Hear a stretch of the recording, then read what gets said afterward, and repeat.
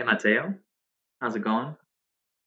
I think the list has changed a little bit since the last time I ran this deck, but you were around for most of the discussions. I think around my adjustments. Late line has been interesting so far. Uh, it just kind of changes the way the games play. If you can do everything on the opponent's end step, it's pretty spectacular. Because if they want to counter something, they have to do it on their turn, and then we get to untap, of course, with all of our mana and just resolve whatever we want to resolve. I had 3 Gadwicks and 3 Master of Waves, but Master of Waves is always great value at 4 mana, whereas Gadwick is still pretty good if you cast it for 4, but Master of Waves at 4 is typically more game winning than Gadwick, and I feel like you can get to 4 mana without Nykthos pretty easily. So Master of Waves back to a 4 of Gadwick, Gadwick chilling as a 2 of now. Uh, Leyline's pretty awkward when you don't draw it in your opening hand, when you draw it later, so Force Copters has been pretty good. I trimmed the Benthic Biomancers. They were helping us loot away extra Leylines, but Trickster is just better. It gives us more devotion, plays at instant speed even without Leyline.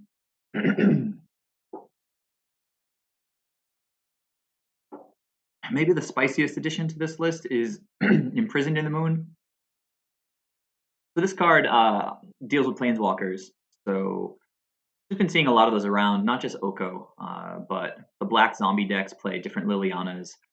Uh, what else? I think I've seen like a Sorin, uh, just a bunch of Planeswalkers. So this does a good job with that. It's very important to note that it deals with Field of the Dead. So Imprisoned in the Moon, put it on Field of the Dead. You should be good to go. Unfortunately, the last time I played against a Field of the Dead deck, they had an Ugin out. This dealt with the Ugin, but then they were still able to deal with me with Field, I guess, just making a bunch of zombies.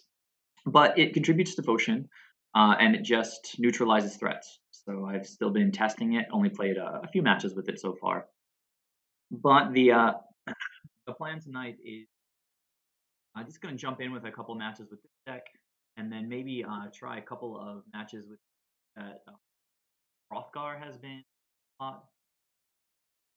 I don't. I think this is his list exactly. He had the 2 Okos. I might trim this before I jump. I sorry, tune this before I jump into a league because I do have the 4 Okos. It's funny seeing these Merfolk guys. It's Roland or Hrothgar, I mean, and Stoneheart. Both of these guys don't have 4 Okos, so they've been like budgeting it up with like 2 Okos, excuse me, or 0 Okos. But I've got 4 Okos, so I think I might have to play 4 Okos. It's not Flash, but it's still a pretty good card, in case you hadn't heard. So yeah, anyhow, and then after that, I think I might like to play a little bit of Rhinoco with Astrolabes. My bad. I just haven't played Soul Herder in a little while, and I'm kind of jonesing for it. So without further ado, I think I'm going to jump in with this list. I do have the Singleton Cyclonic Rift in the main deck with 2 more in the side. That's kind of replacing Sleep, because against these kinds of control decks, a 7 mana bounce their whole board effect is just stronger than Sleep's effect. And with Nykthos on the table, I've had some ridiculous games where I can just make 9 mana each turn, which lets you crack a Witching Well so easily. You still have 5 mana left over, you do whatever you want. And then trying Mystical Dispute. The card seems narrow, but it's like constantly used against me, and it just keeps blowing me out. Like the opponent will spend 8 mana on their turn. They'll have 1 mana left. I'm like, all right, I'm in the clear, no counter spells, and then this thing just like gets me. So I'm gonna try to blow out some opponents myself. So yeah, let's go ahead. Let's join I guess a queue, Pioneer.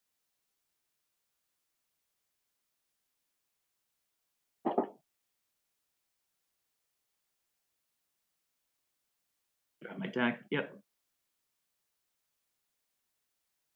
Hodor time, baby.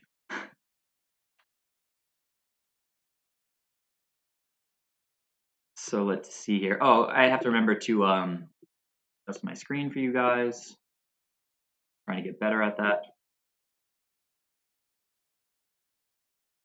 And I would like to play first.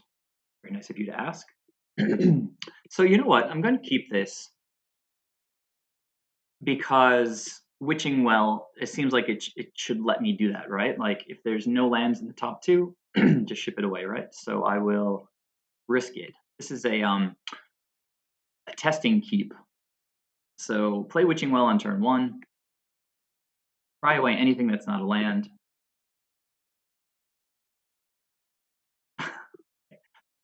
You know what?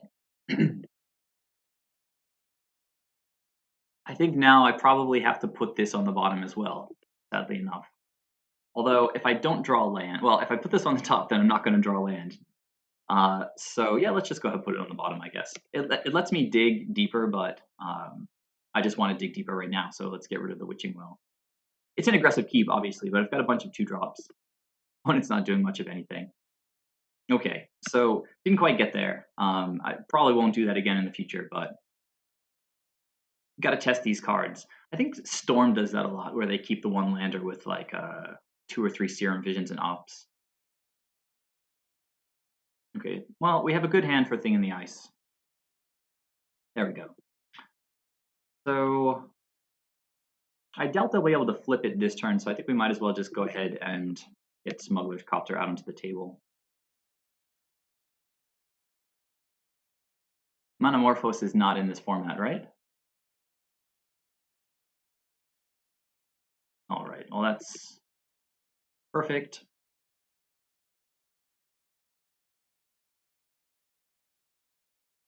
So I have the 3 Brazen Borrowers, but no Harbingers. So just got to keep in mind. Don't know what deck this is. Don't know how many counter spells they run. I could just play Trickster, try to accrue Smuggler's Copter, but I feel like there's definitely some kind of burn in their hand based on my experiences in the format so far. So I could tap out and just play Thassa. The rest of the game will be sort of easy mode. I'll just do that. I have a counter, whatever. I still have a master. Nice. Now they play 3 spells and put this thing. Haggle.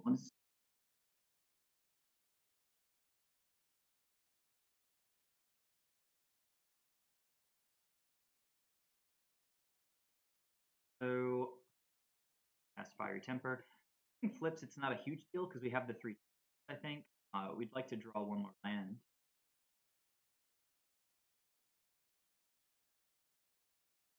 All right, so they're going after my life total pretty aggressively. Somehow, yeah, still have a bunch of cards left in hand after that flurry of activity. Yuck. Well, let's gonna flip now. Yeah. Making Saheeli tokens, but they're running out of cards. Nothing is a creature over here, so that works out pretty well for us.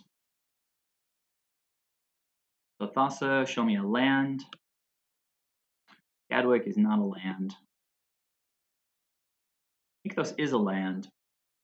It's a really good land, but it's not that good quite yet. So I could just run out of Master of Waves right now, and well, let's see. Let's play Nykthos, but then I don't have. Yeah, if I run out like a Trickster, I can't then activate Nykthos. Can't get Thassa online this turn yet, but and soon. Can obviously play Trickster, attack Saheeli if we wanted to do that. But I do want to tap this thing down. So if I play anything right now, I can't play anything else. So I guess we just pass and tap down Saheeli. Sorry, tap down Saheeli. Tap down the Awoken Horror, and I can start making more mana next turn, hopefully. I could have done it during the upkeep to prevent them from drawing like a counterspell, but it doesn't really seem like a counterspell deck. Oh my. So this was not something that I considered.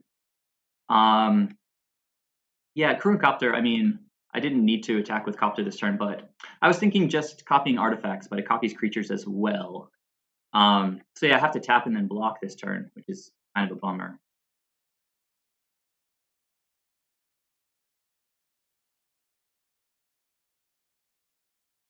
But I do want my devotion here, so I think I might just block with Smuggler's Copter. But they could just have removal for this for whatever creature tries to block, which is disappointing.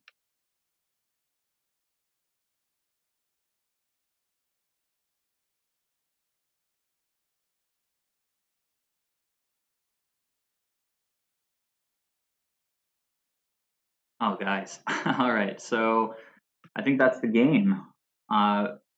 Probably should have played Master of Waves to get more blockers.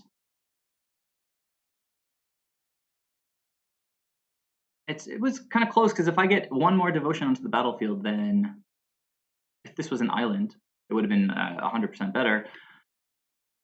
Yeah, it's kind of a bummer. I think I could have played that better. But it seems like it might not be a terrible matchup. Just need to play a little bit tighter. So bouncing Thing in the Ice is usually pretty good.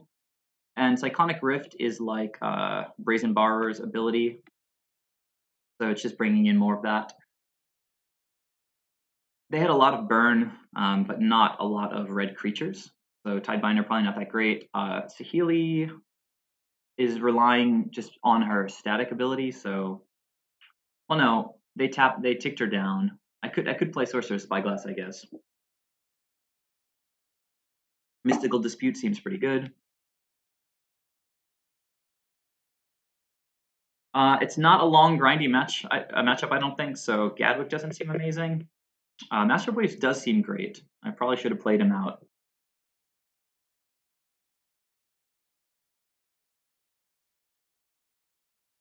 So let's see. I've got to take 3 more cards out for now. Imprisoned does hit Planeswalkers, so it's probably better to leave these in than Sorcerer's Spyglass, I guess, just because it's just a cleaner answer to Saheeli, as well as Thing in the Ice.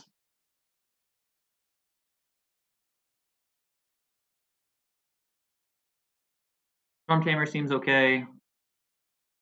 Witching Well is for these matchups where they have devotion. Sorry, where they have removal for our devotion. Got 6 bounce effects for Thing in the Ice. Seems pretty good. I don't know what Mateo is saying. Don't do what? Leyline is sort of part of the mana base in this deck, so it doesn't really get cited out unless I'm playing against a fairy in particular, in which case it's pretty poor. I like Tricksters. They were pretty good that game. I don't know that we need 3 Cyclonic Rifts, particularly with Imprisoned in the Moon helping us deal with Brazen Bar. I don't know. I like these 3 counterspells for Thing in the Ice and for Saheeli. Essentially, if they bring in counterspells of their own. Just bringing in the 3 counters, taking out 2 Gadwicks, and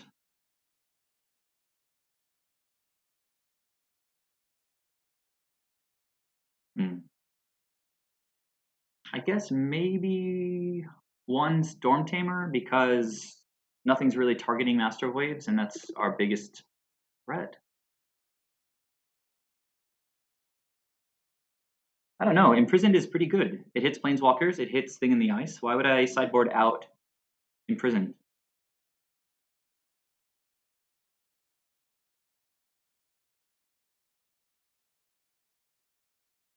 Right, I played this card to be able to deal with Planeswalkers. We just had a Planeswalker there that helped the opponent win the game.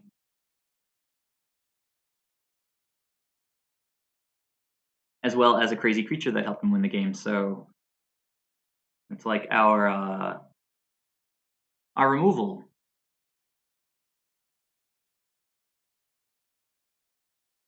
I trimmed 1 Stormtamer. It's a good card, but the red removal is not really good against Master of Waves, so the effect is a little bit less significant. Also, they don't run like Thoughtseize, which makes Stormtamer that much better. I'm on the play. I said I'm going to keep, and the opponent is thinking about it. That first game was a little bit frustrating. I think if I played Master of Waves and got 3 elementals, I would have been sort of set. I could have untapped, dug for another land, another island with Thassa, and then tap down the Thing in the Ice or Things in the Ice, and then just have tons of devotion with Nykthos. Witching Well also works much better in this build now that I have Nykthos in the deck, because I was mentioning earlier, if you guys weren't here, that you can generate a ton of mana. Paying 4 to draw 2 cards is quite nice to have access to. All right, so I'm going to open with, I've got stuff to do with my hand. I don't need to scry so much right now, so I'd rather just get Storm Tamer out and essentially just start attacking.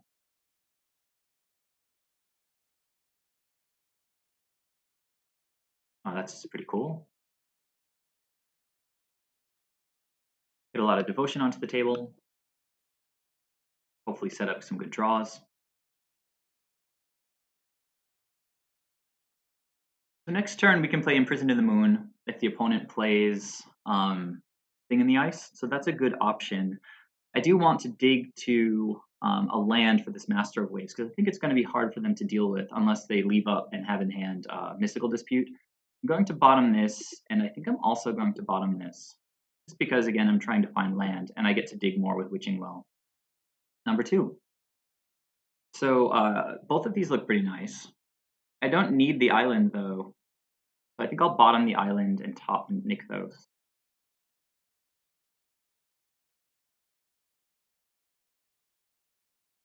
The Witching Wells doing some work there.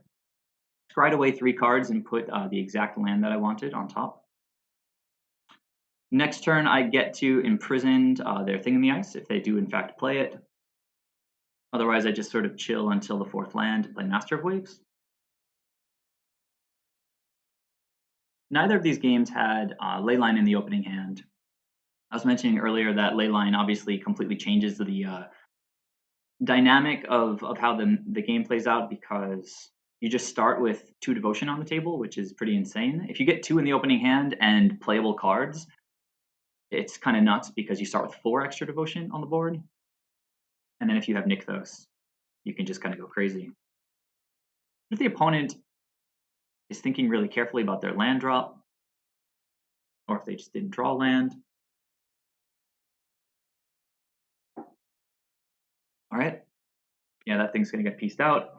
You guys were telling me to sideboard out Imprisoned in the Moon, but agree with that.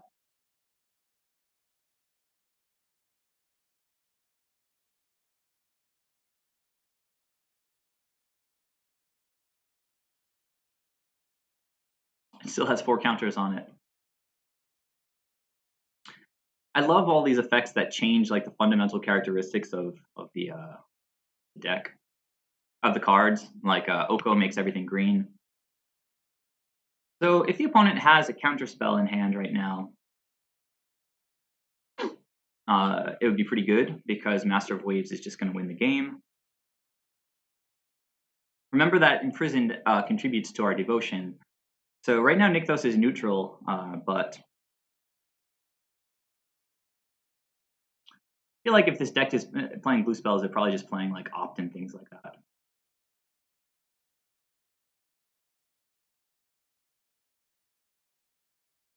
So this might be one of those matchups where it's like get to turn 4, slam a Master of Waves, and hopefully win.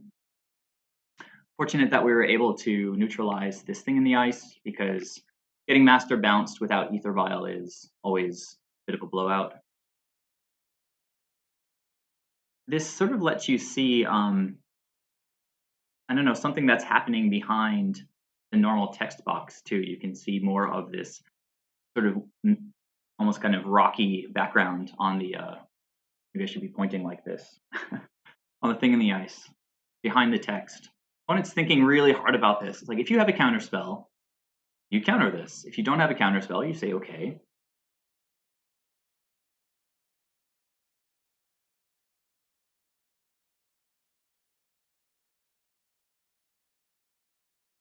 So I think this has been a good demonstration so far of how the deck plays. I said a couple times already, I think I misplayed in the first game, but in this game, we established early devotion. Witching Well did a great job of helping us sort out the top of the deck. Imprisoned in the Moon dealt with whatever the opponent was doing. And now we're trying to resolve a bomb, and it will come down with 10 power. if it resolves.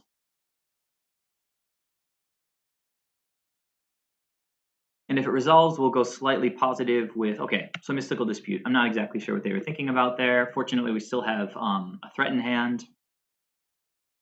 Can also bounce another thing if they have it. So probably just drawing 2, discarding 2. They're probably trying to find lands. Treasure Cruise, play a land. Found a second red source.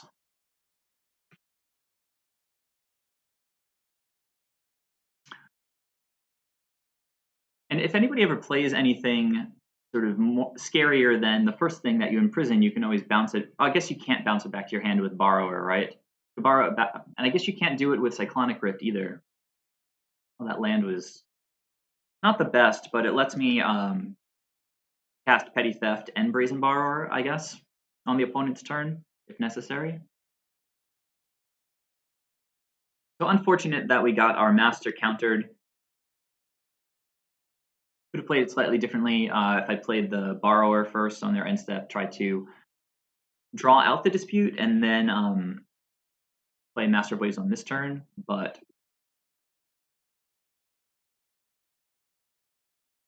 don't really want to play too passively. The opponent has spent a counterspell. We have 4 Thassa's, 3 more Master of Waves, 2 Gadwicks, a lot of good stuff to cast. And if the opponent does nothing, we can just draw 2 cards with Witching Well. It reduces our devotion, but right now we really prefer to have cards in hand.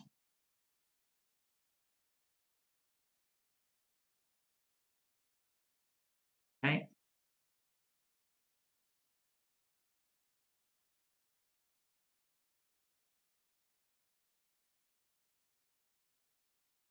All right, Thing in the Ice, that's a good target to bounce.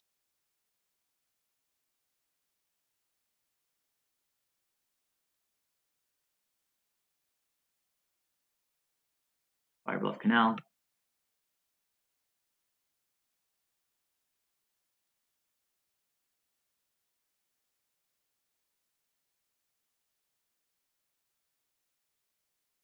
Okay.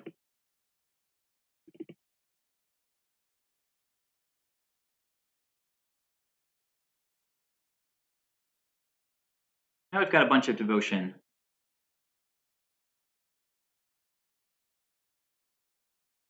If the opponent kills this thing, I think I might make some Nykthos mana in response.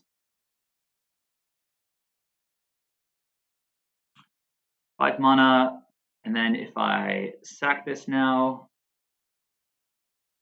potentially draw something good, I guess. So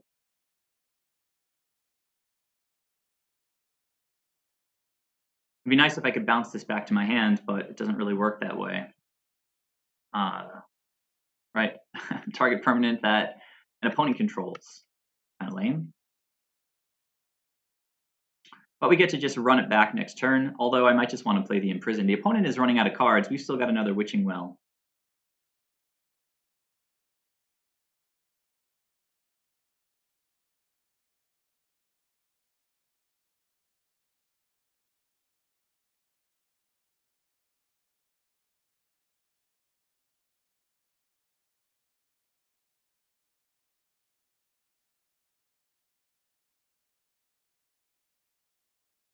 So these were pretty good draws. Very good draws. I can't, unfortunately, play out the Brazen Borrower on the opponent's end step and get that devotion established.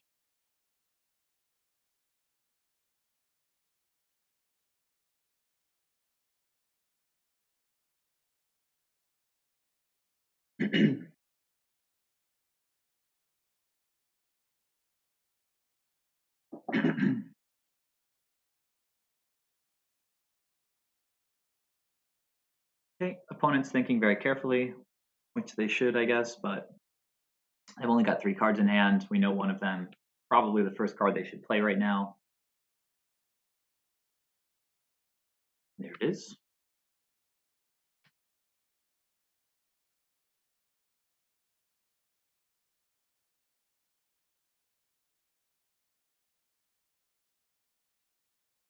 Treasure Cruise, huh? I think I'm gonna bounce this now. Just make it. Well, have they played a land yet? Don't know that it matters. Well, it does matter. I'm gonna wait till the end step. I was saying I don't want to let them draw a counter spell, but okay. So an Arclight Phoenix in the graveyard. We can bounce the thing and imprison the Arclight, or vice versa. Maybe it's bounce the Arclight Phoenix.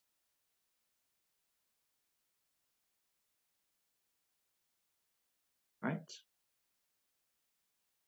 Is this going to trigger the Arclight? I haven't been counting. Oh, looks like it didn't. Pretty sweet. So I would bounce this thing and then eventually imprison it. But no reason not to bounce this.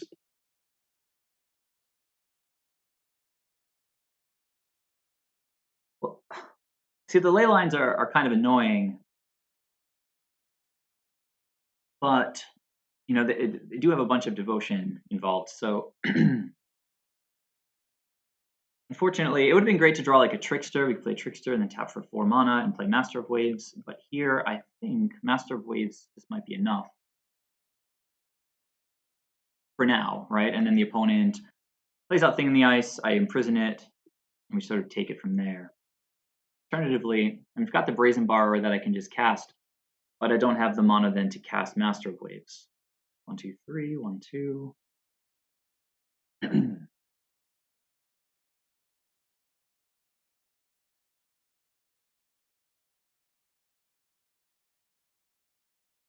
Yeah.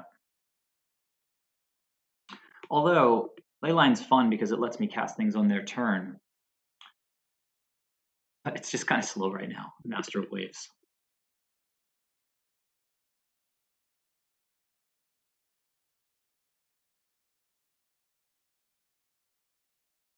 Okay, opponent with 4 cards in hand. I guess at least one of them is a land. We know that there's a Thing in the Ice in the hand. Arclight requires 3 spells. 3 or more instant or sorcery spells. They can cast this guy if they want. Lets them loot. Currently on an adventure.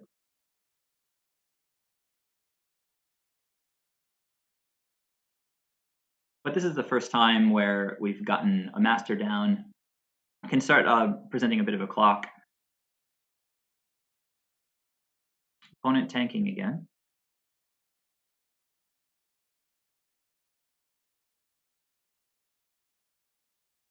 Where are you guys watching from? Are you all in the US or other countries? If you're in the US, like which part of the country?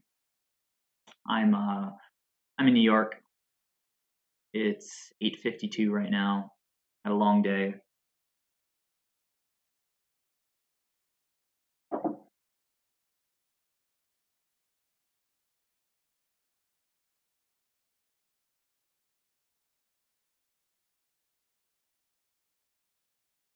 Okay, so there's that land. Oh, Brazil. That's awesome. Welcome, and thank you for watching. All right, so opponent can't trigger Arclight here unless they have like a bunch of card drawing effects, I guess. So there's Chandra. She can't mess with Master of Waves. I can imprison whatever I want, I guess. So what did they exile? Keranos. Well, that's thank God they exiled that.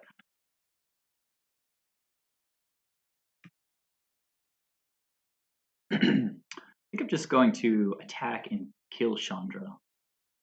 Seems like a good plan.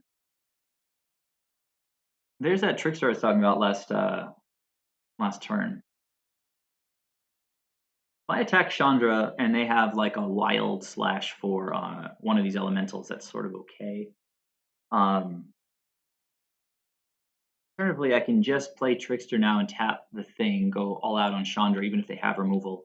Chandra will still die. That just seems better. Yeah, they've got 1 card in hand. I think it's time to lean a little bit. Now we're starting to get some devotion. Now we're at 5. Even after casting Trickster, we're still going to have access to 5 mana.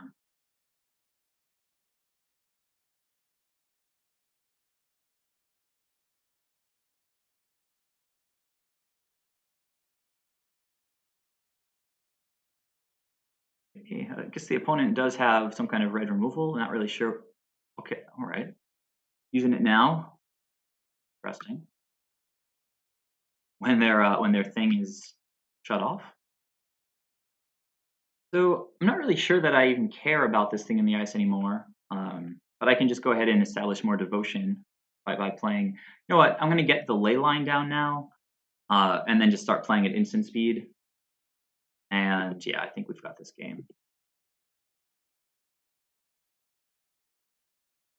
Wait, I'm sorry. Oh, we have less devotion now. That's unfortunate. I can play the I can do either Brazen Bar or Imprisoned in the Moon. Uh, I think I'll hold Imprisoned in the Moon for something that I care about a little bit more. So yeah, let's just go ahead and save our mana and cast Brazen Bar on the opponent's end step, I guess.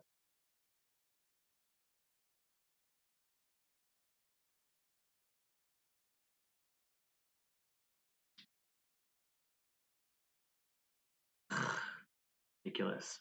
All right, so I think now is when I probably want. Well, I don't know. We can just go to the end step, I guess. It's rough that they killed that Trickster during combat. It did reduce my devotion.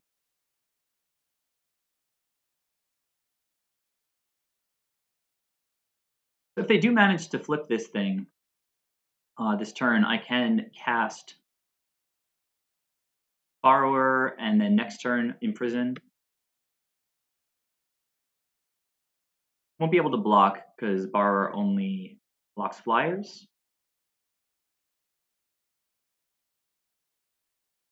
Well, and there's a couple flyers. So, wow, this game kind of went south pretty quickly. So think about what I'd like to do here. That thing is actually going to flip at some point. We've only got 3 devotion since Trickster got taken care of. 3 cannot crack Witching Well. It can cast the Borrower.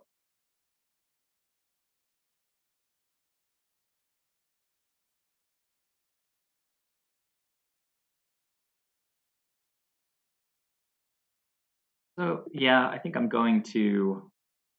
If I don't block, I can flash this in. Hopefully, I have a bunch of devotion. 5 mana.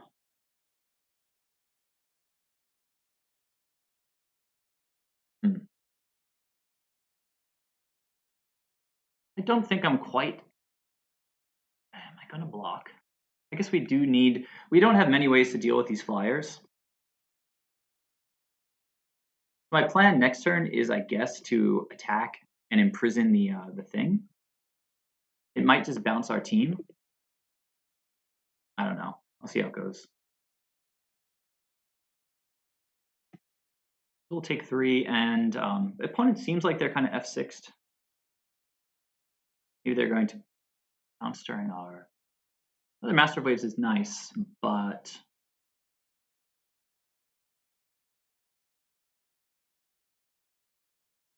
the opponent has some instant speed thing to bounce the Master of Waves.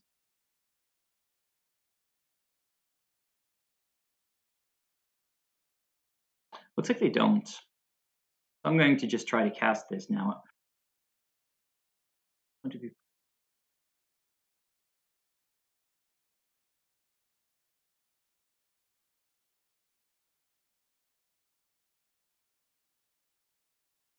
All right, well, at least we're not dead.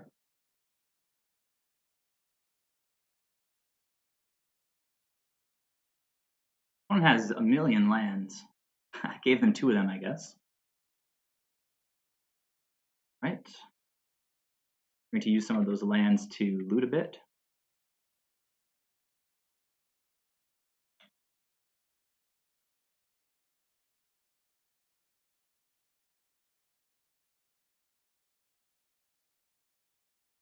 One plays Mountain. They've got 2 cards left in hand. Looks like hard casting. What is this? Discarding and hitting me with Madness, I guess. All right. So, they actually hit a creature. We get to play, I guess, another Master of Waves next turn. King doesn't have to attack every turn, right?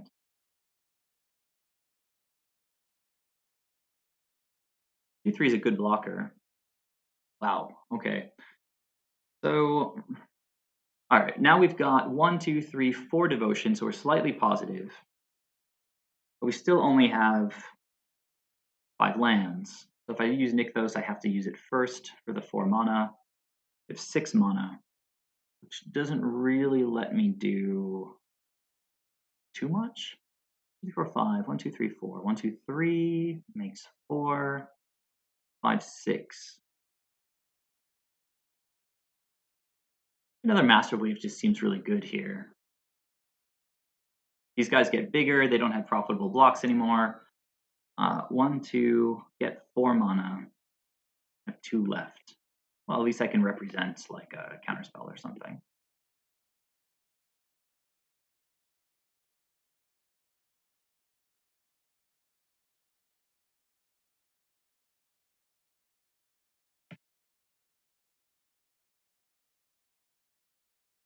I guess the opponent could burn me out. They've got 3 in the air.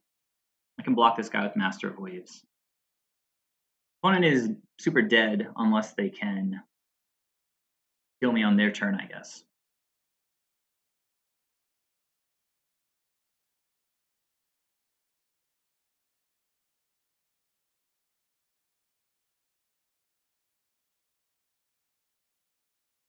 Pretty sure I brought in my Mystical Disputes, but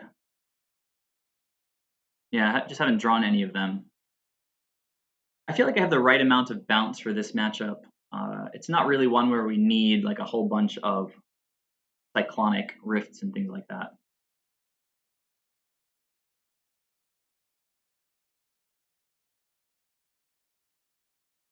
Ugh. All right, so they need like 3 of these, right?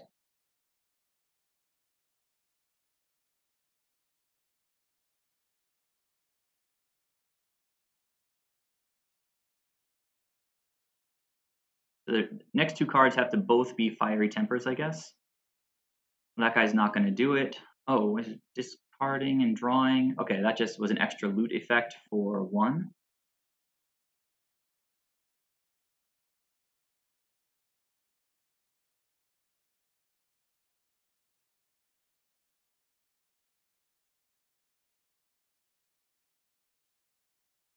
All right, this looks pretty good. Yeah, I guess the plan is hope that the opponent taps out and then... Oh, does the opponent have like 1 point of burn damage here? All right, they conceded.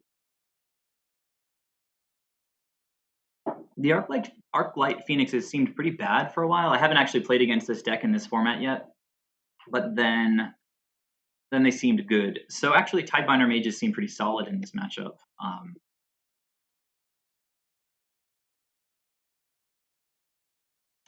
We could cut some number of Tricksters for Tidebinders, but Trickster is pretty good. Mathematically, I'm sure we're going to have an opening hand with a Leyline coming up, so hopefully this game will... The Storm Tamer, I guess it lets us protect Devotion in the form of like Trickster, but it doesn't seem that good. So I think I can just take out. It's nice that Storm Tamers can sort of fly over the opponent, but I mean we don't have a lot to protect with it. Mystical Dispute seems good. If we bring in 4 Tidebinders, I can take out 1 Trickster. We've got 7 Timbo Bears now, I guess. I do like the bounce with Brazen Borrower.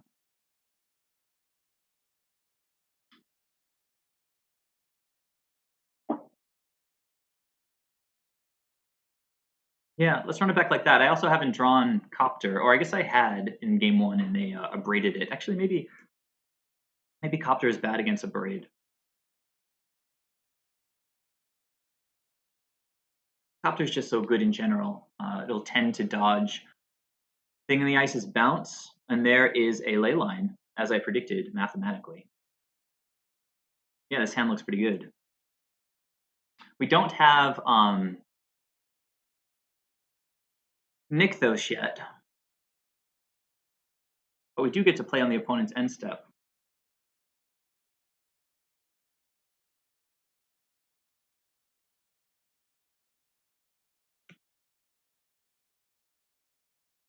So now if they just jam Thing in the Ice, we can counter it. The first time I've ever cast Mystical Dispute. I feel like I kind of want to counter this. But I can play everything at instant speed, so there's not a lot of,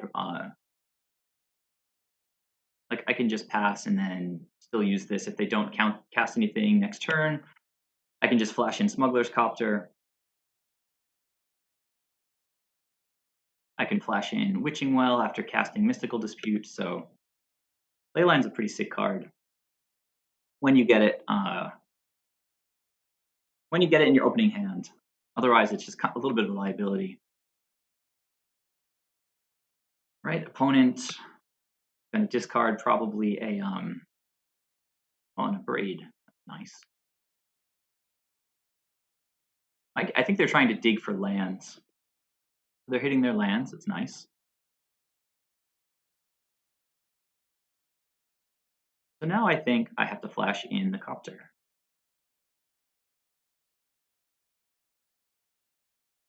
Okay, they're going to draw and discard again, or discard and draw, but this taps them out. Oh no, they splashed this guy in. So now it's Copter time.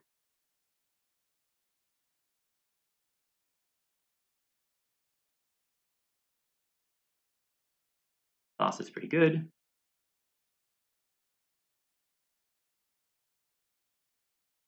But I already had a Thos, so I can loot one away, hopefully with Smuggler's Copter, but not just yet, since I don't have... Instant Speed Imprisoned is also pretty good. Yeah, I'm just going to be calm here, patient. Got counter spells. We get counterspell plus Witching Well. Or just Imprisoned. I'm not going to imprison this guy. He's just an enabler. Alright. So now I can go for one of the Thosses. They have a counter. Okay. Nice. 3 Devotion. Get to start scrying. Sidebinder seems okay. Remember I get to use it at instant speed. I can flash it in, tap this thing down, crew the Copter, do whatever I need to do. So maybe they'll let's see what's happening here. Okay.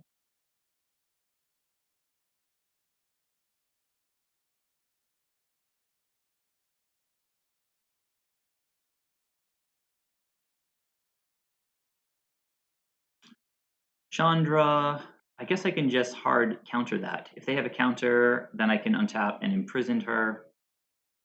Alternatively, I can sort of see what they want to do. I'm going to plus it, and then I can flash in Tidebinder Mage. Thassa becomes alive.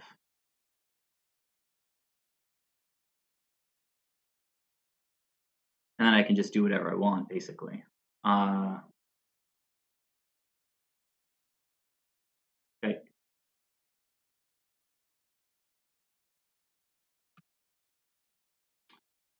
So here, I guess the plan is to flash in Tidebinder Mage.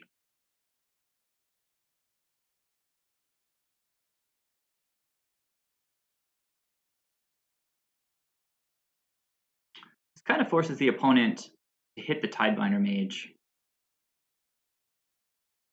With Chandra, I would think.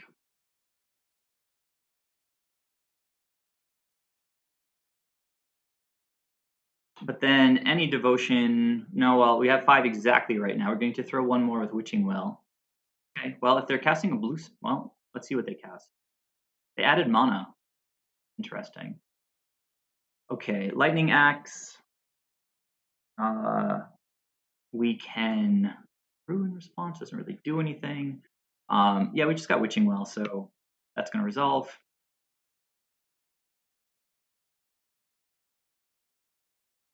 So it would be awesome if, okay, Treasure Cruise, we can counter that. And that's pretty sick.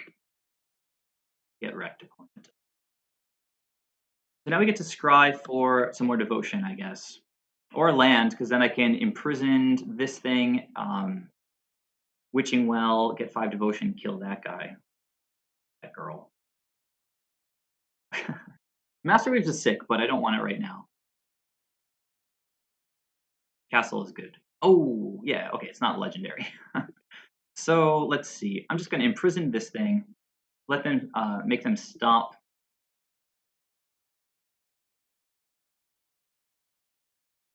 Make them stop looting all the time. So all of this is good now. I think Trickster will come first.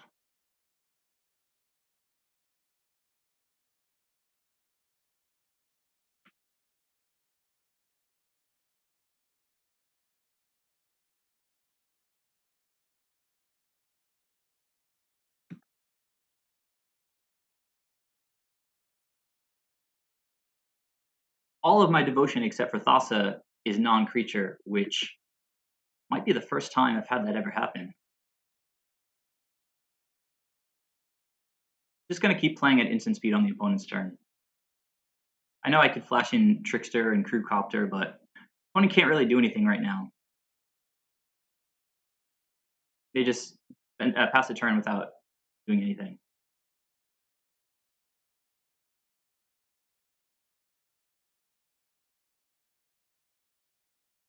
So Mystical Dispute, good job countering a Treasure Cruise that emptied the opponent's graveyard.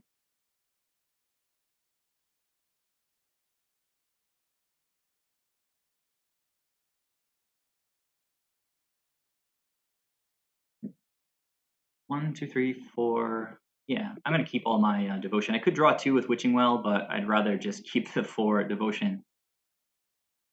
Okay, that's fine. Very nice opponent.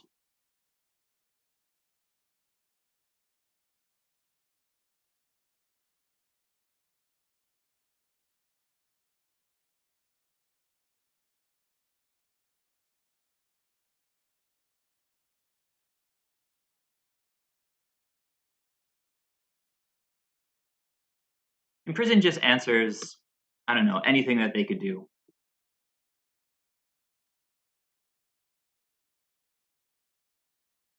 I think there's very little, if not just absolutely zero, that this red and blue deck can do against this kind of devotion. So I'd rather not crack the Witching Well. It's just 1, 2, 3, like 4 points that makes Thassa into a creature. Okay, I don't know what they're digging for, but actually I can play Imprisoned at instant speed, so extra good.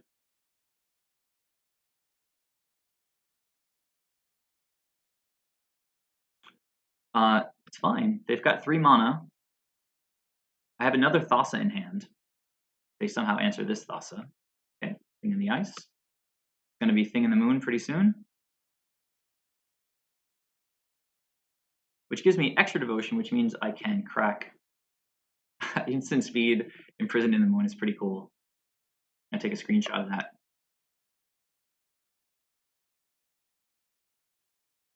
Go and put it on Discord. Anybody's not watching, maybe they can come join.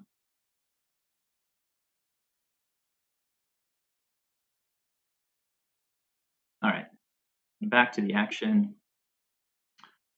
Okay, opponent has not scooped yet.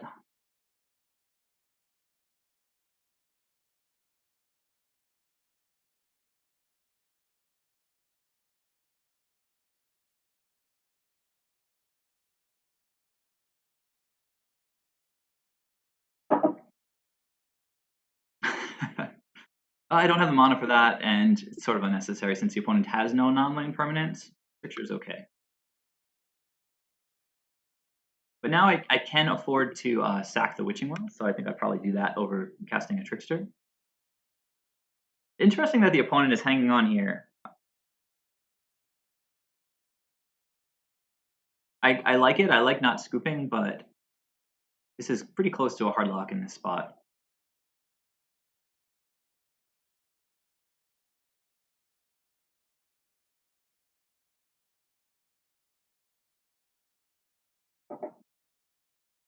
These nice lands the opponent has. Merchant of the Veil. Okay, so we got our first match. Even though I misplayed in game one a little bit, not playing out Master of Waves, which would have put up nice blockers for those Awoken Horrors. I instead held a Trickster, and then the opponent had removal. So, yeah, the deck is fun. It's pretty cool. We didn't even have Nykthos that time. It's like sometimes you get Leyline, sometimes you get Nykthos, sometimes you get Leyline and Nykthos, and then things are just really fun.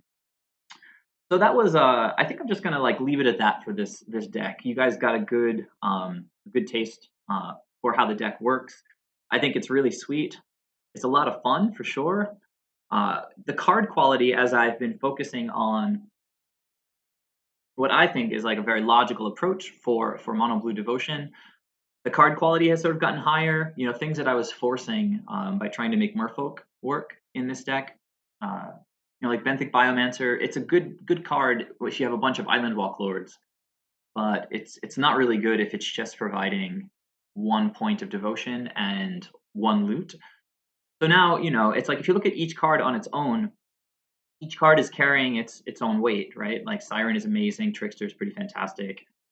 Got 4 Master of Waves. Leyline is, you know, it's that double-edged sword where it's fantastic in your opening hand and it's just pretty poor later on. It's why we have the Copters, and honestly, it's not that much of a liability because I've drawn extra ley lines, and like half the time when I've done that, I've been able to loot it away with a Smuggler's Copter, so pretty fun deck.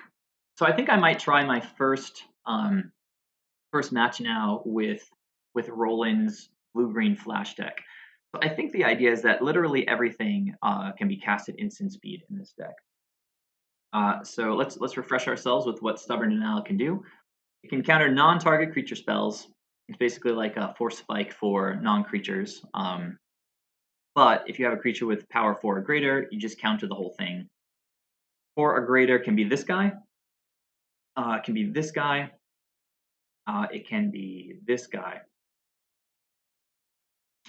Some pretty nice sideboard options. Shaper's Sanctuary is pretty busted in removal heavy matchups. This card is pretty cool. I haven't thought about this in a while. Not sure what's going on in that art, but it's pretty cool. I like it. It's some kind of blue or black permanent that's being destroyed by pink smoke. Mystical Dispute, we just saw it do a really great job.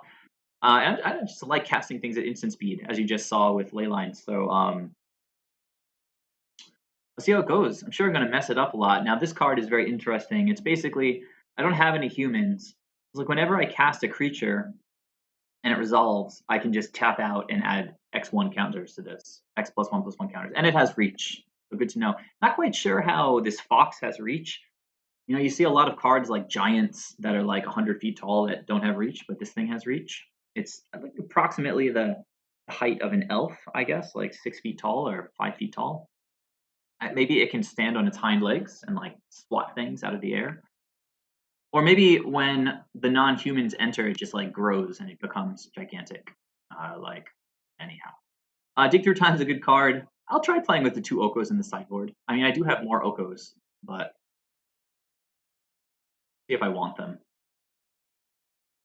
So let's see. Blue-green flash. Submit that. Jump in the queue and then fill up my water. Be back in a second.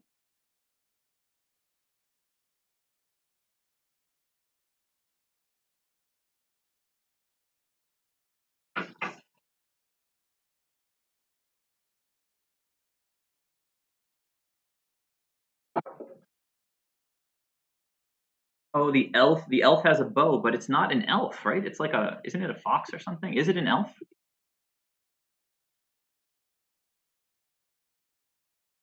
Oh, it is an elf. Of course, it's an archer. Yeah, I guess that's a bow. I always thought it was the fox. That's funny. It is an elf.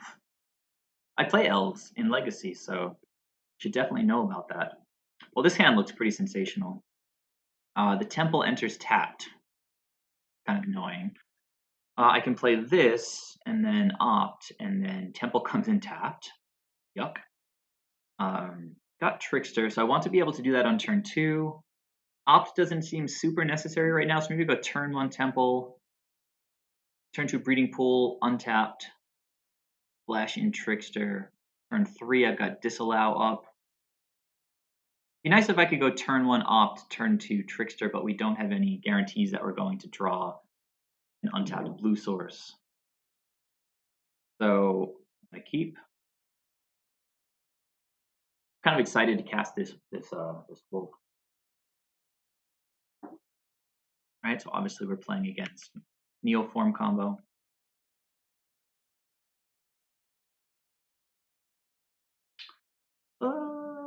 Don't think I want that. I already have Disallow. We're looking for a 4th land for our wolves, which buff each other. So this is probably a field deck, I guess. Charming Prince. Oh.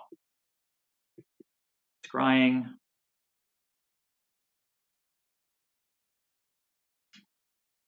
Do have Disallow if the game goes kind of long and they try to resolve some kind of haymaker.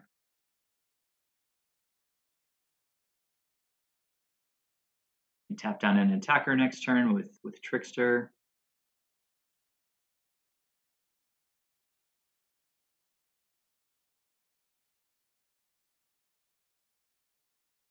Your opponent went bottom with Charming Prince. Island is nice. Let's see. Means that next turn pass. We could play the forest and leave up Disallow. Potentially draw another land, so that we don't have to play Breeding Pool tapped. I mean untapped. Just preserve our life total. Still not sure what I'm playing against. Opponent did go bottom. Okay, so maybe it's an energy deck. These energy decks can be pretty annoying. All right, Oko. Disallow would be nice for that. Don't have the mana. If we were on the play, we might. Feeling he's not going to attack. Okay, he attacked. I'm not blocking. I probably should just flash in Trickster there anyway. As I said, it's been a long day. I don't know why I didn't do that. Sorry about that. So now I guess we hold up Disallow, but they've already got this Oko.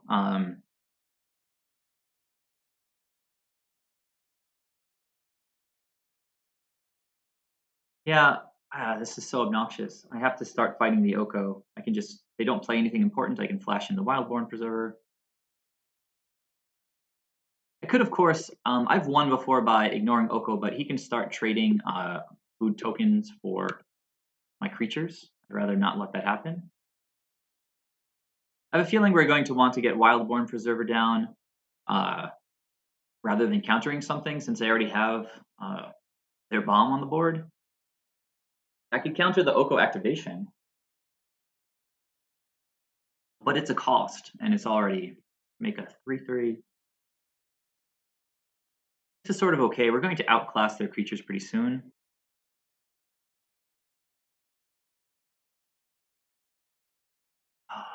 Don't think I can counter this. Oh, fix the screen. Sorry, guys. Oh yeah.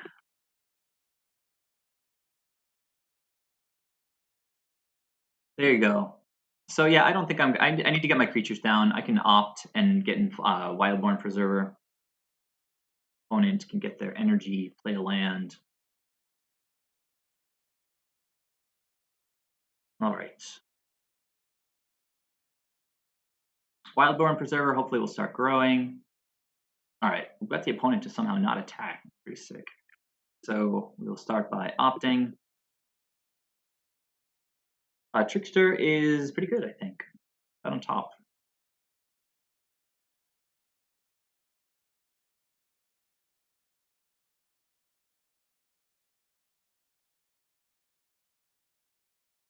That's awkward.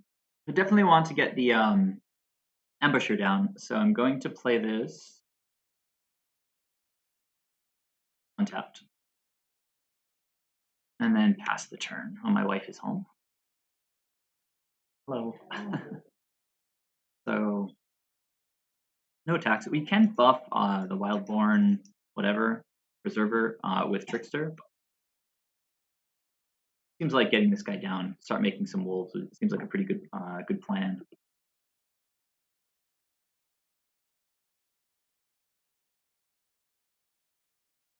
Starring Prince is okay.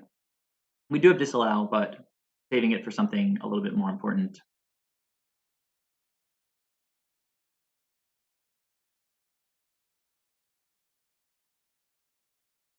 The opponent's playing sort of slow, but I'm still behind in time, so I feel like I should speed up a little bit. They put 2 on top, so to tread lightly here. This is not a wolf or a werewolf, so it doesn't get buffed by the ambusher. But we could potentially ambush something, actually block well.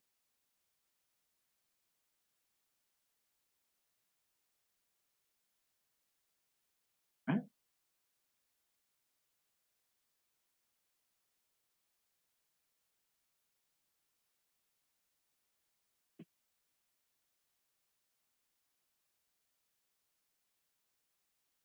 Okay, so this would potentially let me bounce something, obviously, that's what the card does. Let's go ahead and play that tapped. No real attacks to be had yet. But let's see, Oko can trade for something.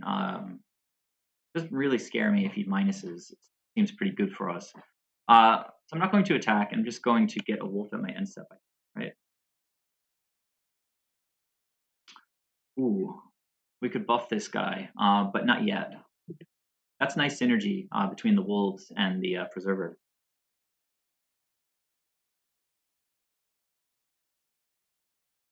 Pumping is a better play than what exactly? Than flashing in Nightpack? I don't think it's a better play. Nightpack gets to start making wolves. The opponent has a bunch of creatures and they can keep making them with Oko.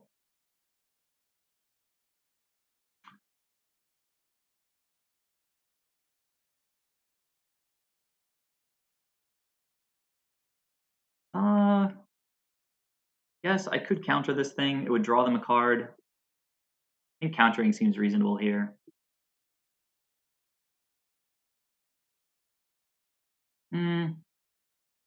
Alternatively, I get to start making 2 wolves on my end step. I think I like that better.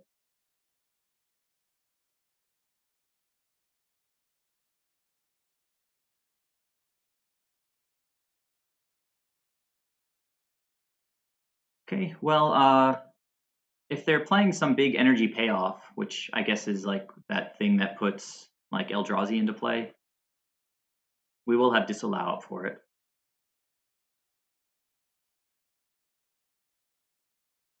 You disallow that, but I think I'd rather. I don't know. It's a little bit obnoxious. We have to deal with that Oko.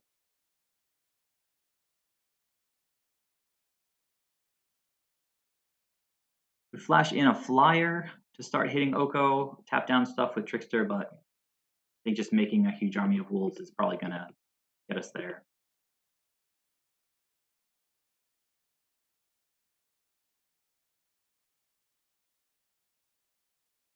Okay, we do have a 4/4, so that'll just counter whatever at this point.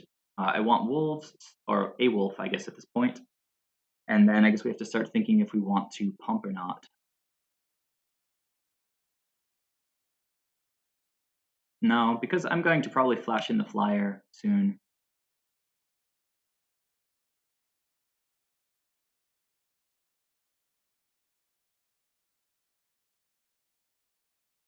I can bounce Oko, and then Oko ever tries to trade for this thing, I can flash in a creature and then pump it so that his power will be greater than 4 or greater than 3.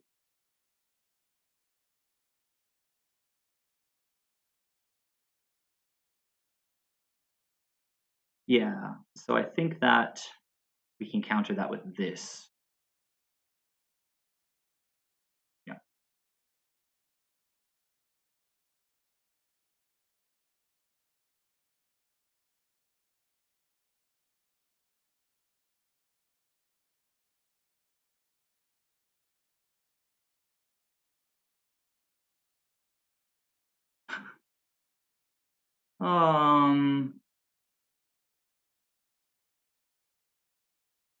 Yep, our counters are more important than that. Now we flash in a flyer.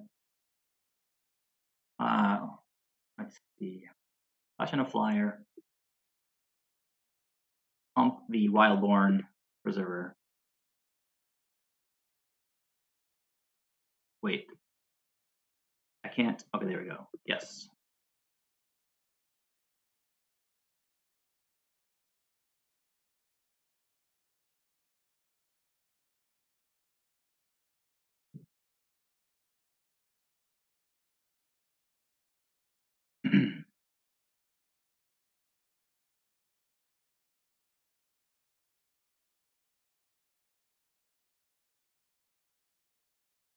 Okay, so let's see. The wolves have been elkified, so they might as well attack, I think. Tap something down, make combat a little bit worse for them, and then pump the Wildborn, but I can also do that in response to blocks to try to blow them out a little bit. That leaves more blockers, obviously.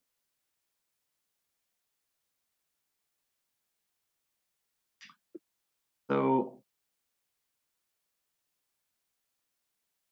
this seems fine, actually, to me. If I tap down something, then it's block, block, block, block. Oh, block, block, block. I'm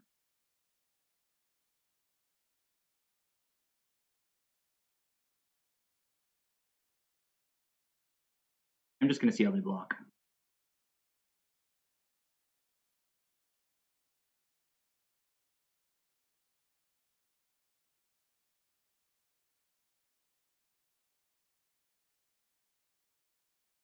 Okay, so now Oko is set to take 6, but I can pump the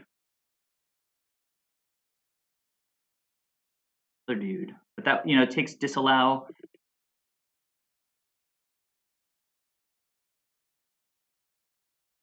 Let's see, doesn't really matter. So, you want to pump this. So 3, 3,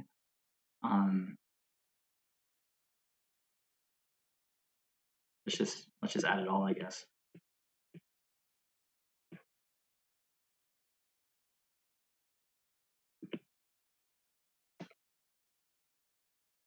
All right, well, that went pretty well, unless they have an Aetherworks Marvel right now.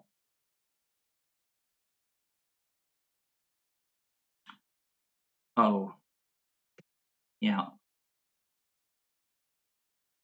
Well, that's a little bit annoying. I kind of know how this goes. Sometimes they whiff, but Dubious Challenge and Aetherworks Marvel deck sort of makes sense, since Aetherworks Marvel helps them put the gigantic fatties into play. So I think I'm supposed to take Prince here and just use his Scry or something. He's got Emrakul now. I can let's see, bounce something and return it to the battlefield if it would do something. So this guy is not taking my turn, right? So I can just tap him down with Trickster and then attack for a whole bunch. Also just gain 3 life. Oh, well, let's see.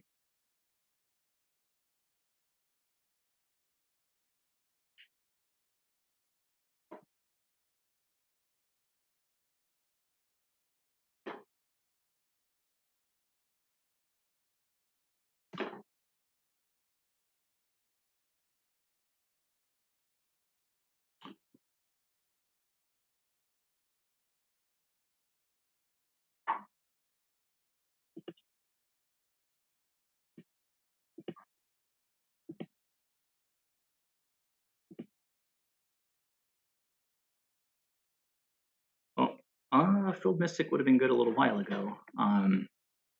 Like this guy has reach. I can pump him up and then kill Emrakul. Flying Trample Protection from instants. Well, that's good to know. I'm not going to block him this coming turn.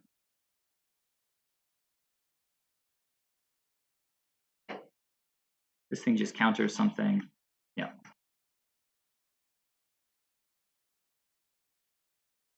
I mean, I could block him. Oh, he has trample, so I think I'll just take the hit, swing with those guys for now. So I guess I'll just bring in more counter spells for this deck. Fortunately, they just, let's see. Okay. Jumping that, taking 3. They can start gaining life with, they should have probably just sacrificed one of their food tokens. I can pump the Wildborn Preserver by 2 this turn after casting Frilled Mystic, but things are not looking great. I'd like to just draw more Tricksters at this point. 1 in the graveyard, 1 on the battlefield. Got 7, 10, 12. This one's only got 1 card in hand, but they can gain 6 life. Pretty rough. I don't think I could do 20. It's 10, 12, 15. Pretty close, but it's not quite 20. And they have a blocker with Gilded Goose.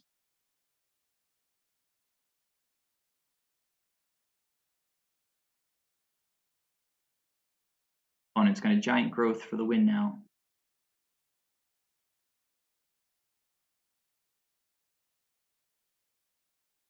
I agree, Mateo. I was in a good spot. Wasn't a good spot, but I let my guard down. Cast a spell, opponent. Very good. Do it. Cast a spell. Whatever you cast, I'm going to counter.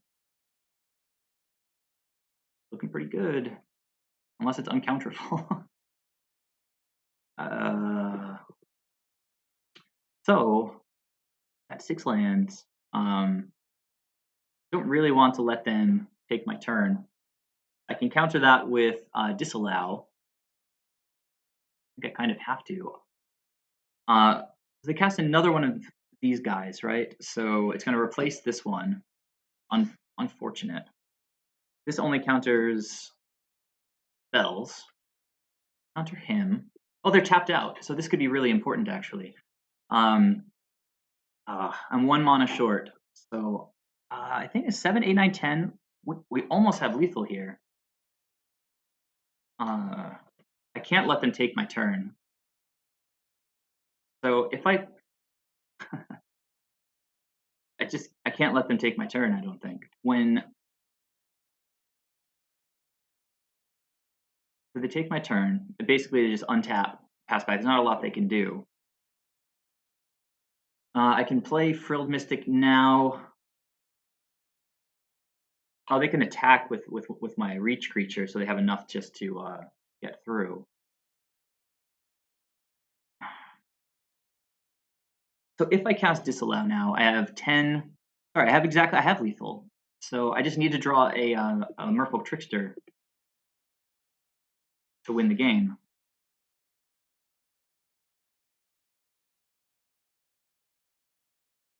And then if I had another counter spell, I could counter this thing. But I don't. I do, but can't cast it.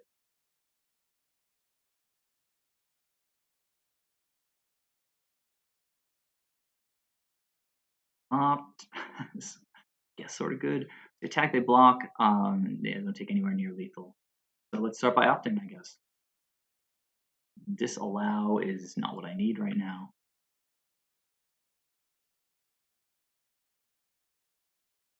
Well, that'll do. That'll do, I think. Yeah. That's pretty sick. Oh, wait. Oh, protection from instants. Oy. All right. So I can block, though. If I play this, I got 9. This is annoying. So they're empty-handed. They can gain 6 life now, or I guess 3 life still. Protection from instants, huh? Great. I don't know what's going on here. Oh, that sucks.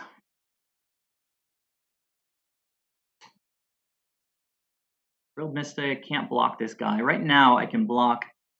I throw this guy down, pump this guy by 2. 9, 10, 11. Enough to kill him. All right, I guess I can just pass. See if we can take down the Emrakul and not die. I think we still, well, it's because I'm going to play this and then buff this, so it's 9, 10, 11. I think I take exactly 2. Hopefully the opponent draws a land here. We can sort of group hug the Emrakul. Man, I thought for a second I could just bounce that guy, but protection from instants is pretty good. Frilled Mystic is sort of offline here. My only way to just not die right now is to flash and Brazen Borrower and pump this guy to a 9/9.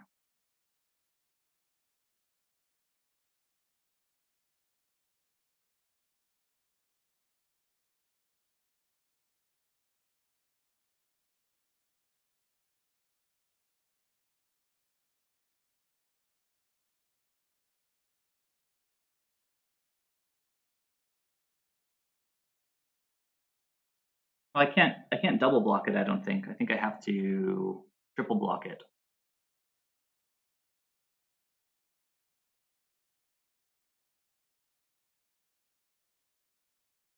Thing is flying, of course, right? Flying, trample, protection from instants.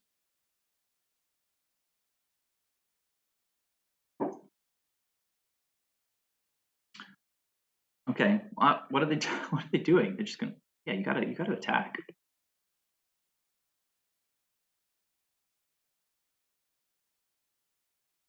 They have one card in hand.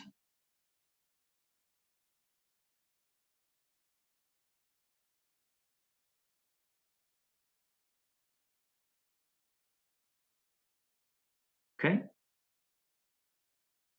Triple block. We're going to go to 1. Emrakul's going to die, assuming that nothing changes here. And if you just play a land and pass, we've got Frilled Mystic up.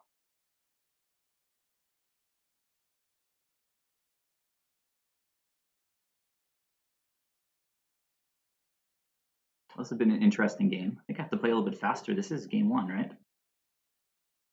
Well, that was a land. Okay. I don't have any looting effects in this deck, so soon we'll have Frilled Mystic. This goose can keep gaining life, which is kind of gross.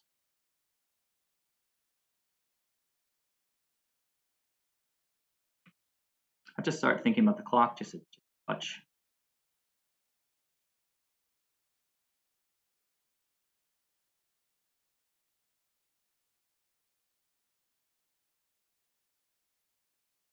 So now they rip some bomb, and then I just counter it with Frilled Mystic. I think I want to just get Frilled Mystic on the board to increase my clock, so anything that they play at this point is going to get countered.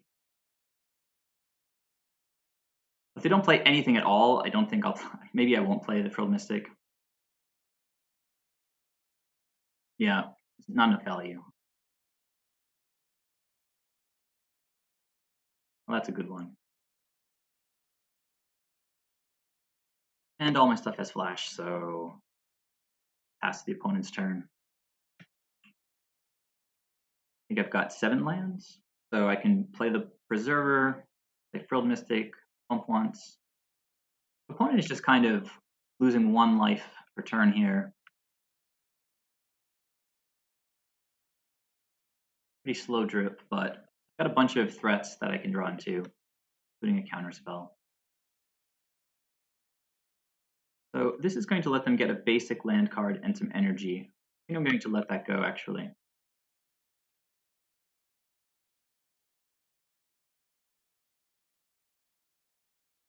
And basic land is okay.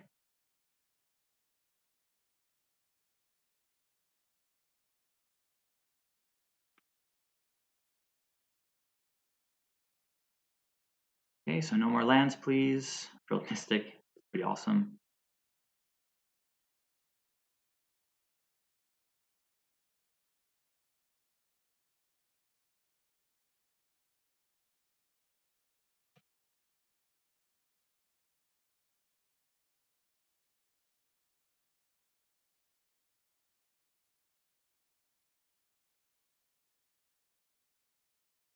So we took down an Emrakul. That's pretty cool, and it looks like we're sort of poised to win here.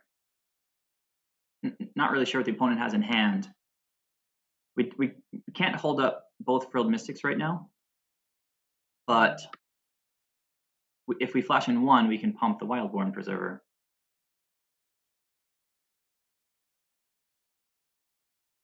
Okay, they play a tap land.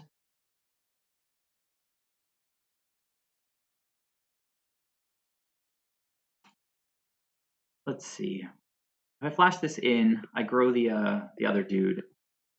Still have up another counterspell the opponent's next turn. Okay.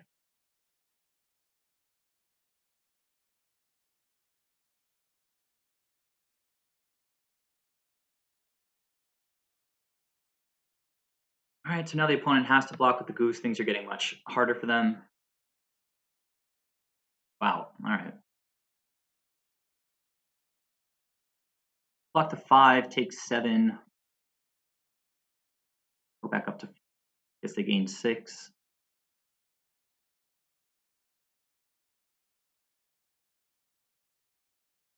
Yep.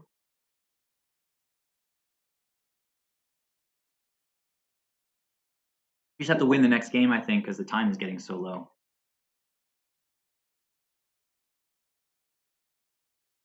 Can't imagine the opponent has more than 1 bomb in hand at this point. I think the Mystic should be enough.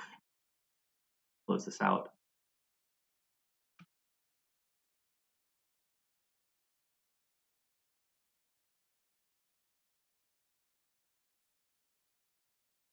Okay, well, they play the land, and Aetherworks Marvel, maybe? Hopefully it's not an Emrakul, I guess. Ugh, is it an Emrakul? Worldspine Worm can get countered, right? So, go ahead and counter that. Not even sure if, yeah, let's just. All right, opponent concedes. We're a little bit behind on time, 2 minutes, 20 seconds. But now that we know what's going on, we can play a little bit faster. We have a bunch of counter spells. So they weren't really targeting our creatures except with Oko. So Shaper's Sanctuary seems pretty poor. It's a combo deck. They're not going to play a lot of removal. This seems pretty insane to put Oko back on the bottom of their library.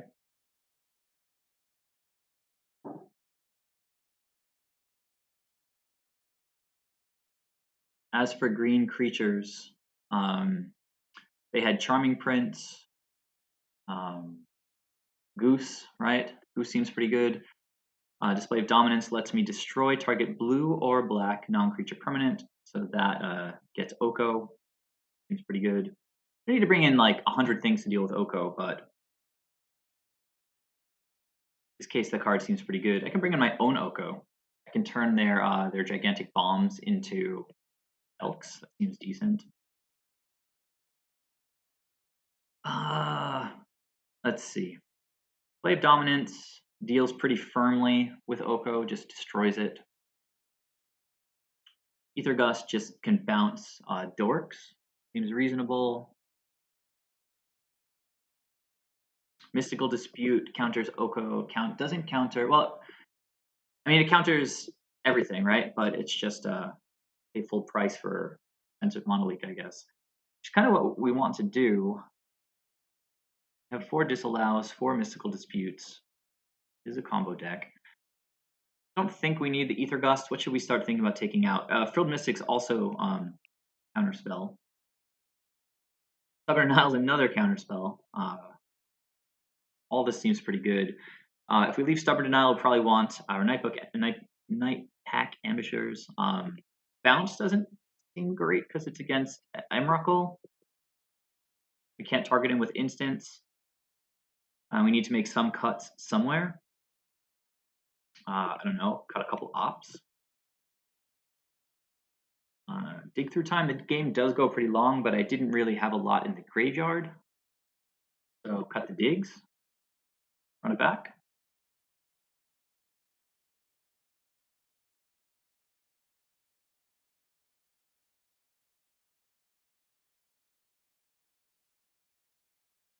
This hand is great. They tap out for Oko. We can just Stubborn Denial it, even if they get a Dork.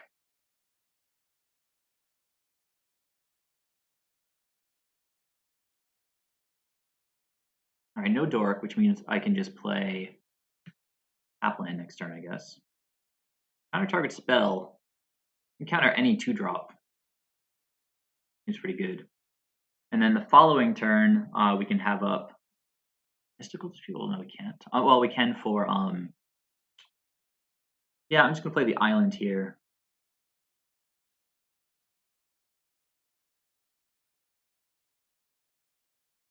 But you know what?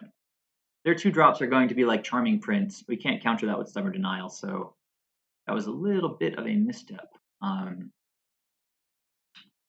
Yeah. So should have played Harbor, but I don't think it's going to be a huge deal because they probably. I mean, their scariest turn 3 is Oko, and we still have that covered with Stubborn Denial as well as Mystical Dispute.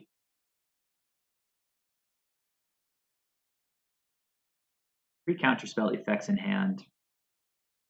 Got 3 lands, Interland Harbor. Oh no, wait, this will enter untapped. I kind of forgot what lands I was playing. Thought this was the Scryland, but it's not. It's gonna enter untapped, so that's beautiful. They went top bottom. All right, so we're drawing good cards here. At a certain point, it would be nice to draw a 4th land. Get Frilled Mystic online.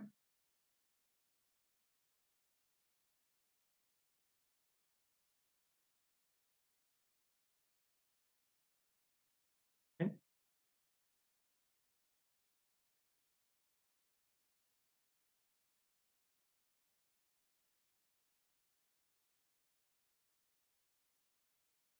So I think if they go for Oko, the smartest thing is to use Stubborn Denial because it's the most situational. Even though I could cast Mystical Dispute. Although Stubborn Denial is a hard answer. So unless they pay 1, so that's going to resolve. Sort of fine if that's what they're working with here.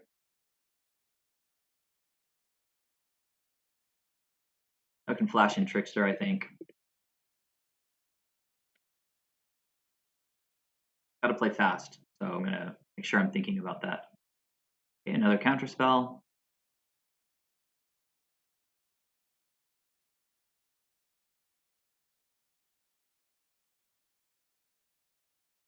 Yeah, our turn 4 is coming up. We really want that 4th land. Not a lot of card draw in this deck.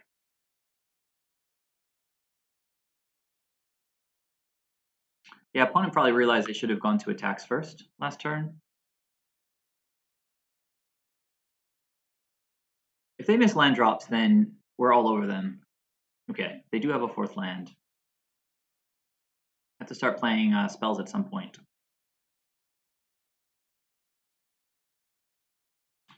They can go for Dubious Challenge, I guess. We've got 4 counter spells, and I'll flash in another trickster here. Dubious Challenge, I believe, is a sorcery. Kind of suck if it wasn't. Gain 3 life, get 3 energy. Okay. 4th land, but awkward land. I think we should still be okay for the opponent's next turn. And then we'll have Mystic online. So got 4 counter spells and an Oko destroying spell.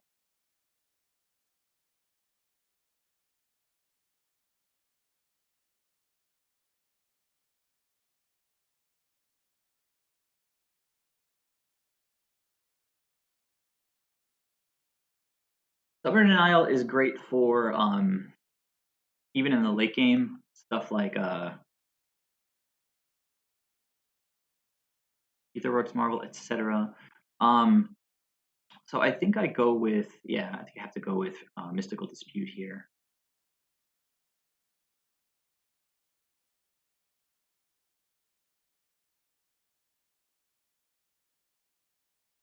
I guess Veil is not in this format anymore, so you can only destroy blue or black. I need to play quick.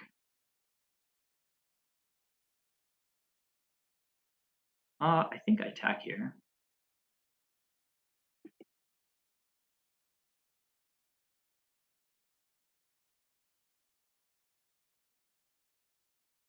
Seems like the opponent probably wants to trade.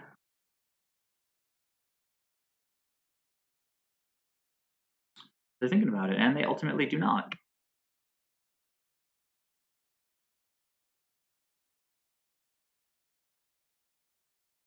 Well, they did miss a land drop eventually. They didn't play a 5th land.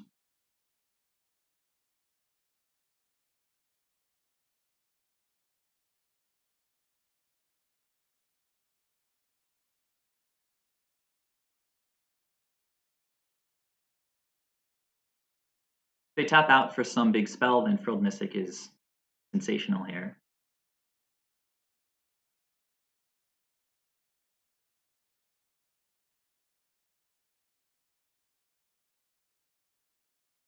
Deputy of Detention. So I could let this resolve and then destroy it. Seems okay. Flash in Brineborn and then destroy it.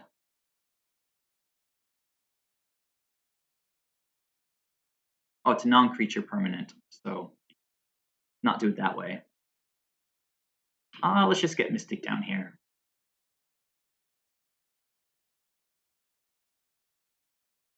We've got plenty of counter spells for their other stuff. So now we get to start cracking in for more.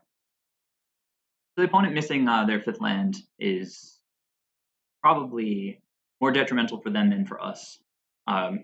Being stuck on 4 lands, that's a 5th land. So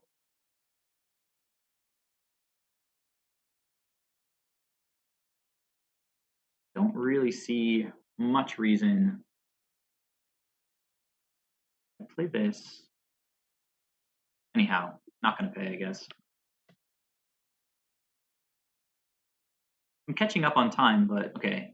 They pay 2. I've got 1,000 counter spells.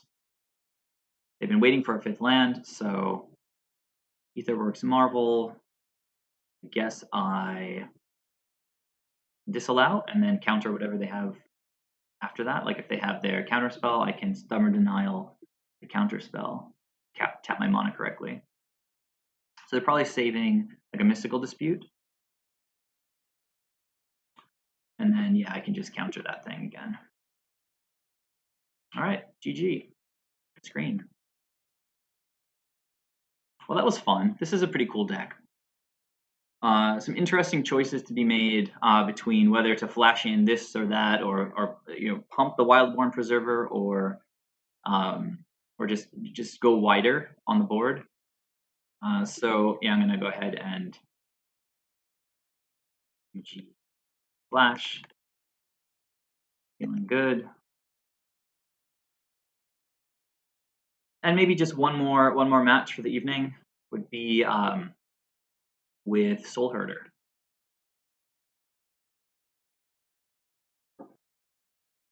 Yeah, I agree, Mateo. It seems like a pretty fun deck. I think I'll definitely play it more.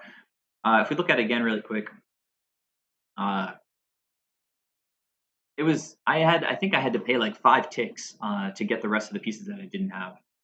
Dig Through Time, Frilled Mystics, Wildborn Preservers, all of these are like 10 cents or less. Pretty amazing. All right, so let's play one match with the Rhino deck. Fun with Siege Rhinos. Gonna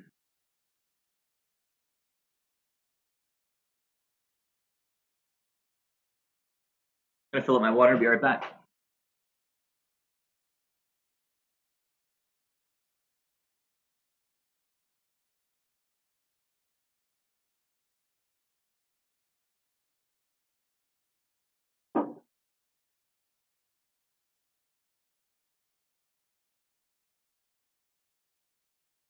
So we're on the draw. Opponent's keeping.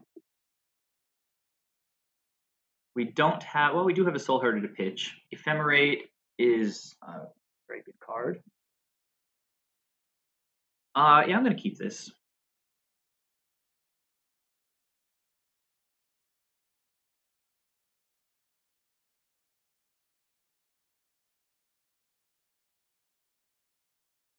You could totally have a Lightning Bolt.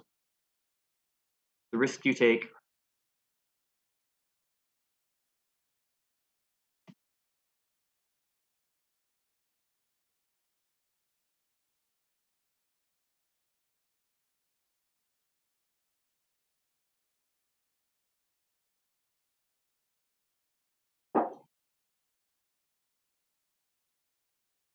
Well, now we have force up.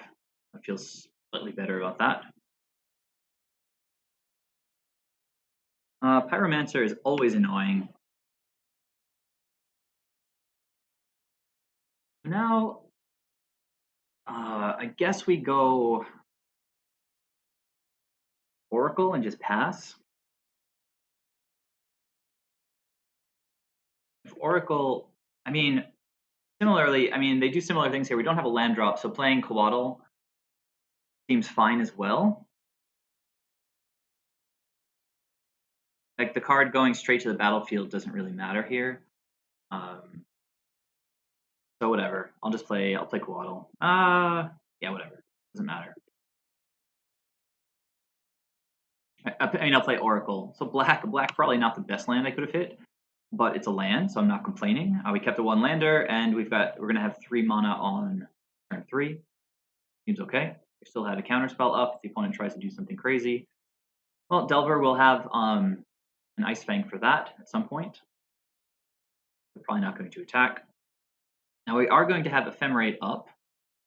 Love to draw land here. And attack with Exalted. Play Soul Herder and just get it killed. That doesn't seem smart. I'll attack with Oracle with Exalted. Got enough flash instant speed stuff here that I can just pass to the opponent's turn.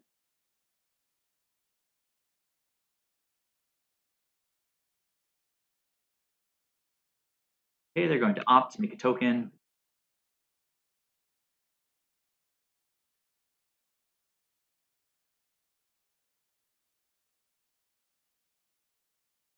Okay, they went to the top.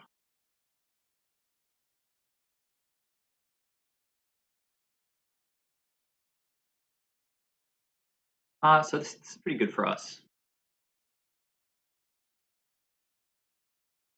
It could potentially hit another land, which would be sweet. Either way, it's going to get us a card, and we can always flash in Coatl, assuming we'll have access to mana for it next turn.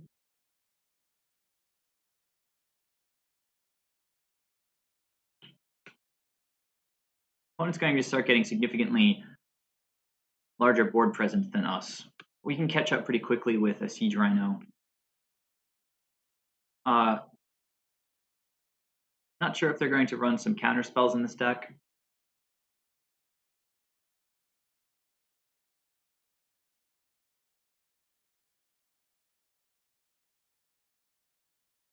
Okay, so they did not flip the Delver, which is good. Gives us a little bit of time. They might try to bolt during upkeep. I guess we'll see how it goes.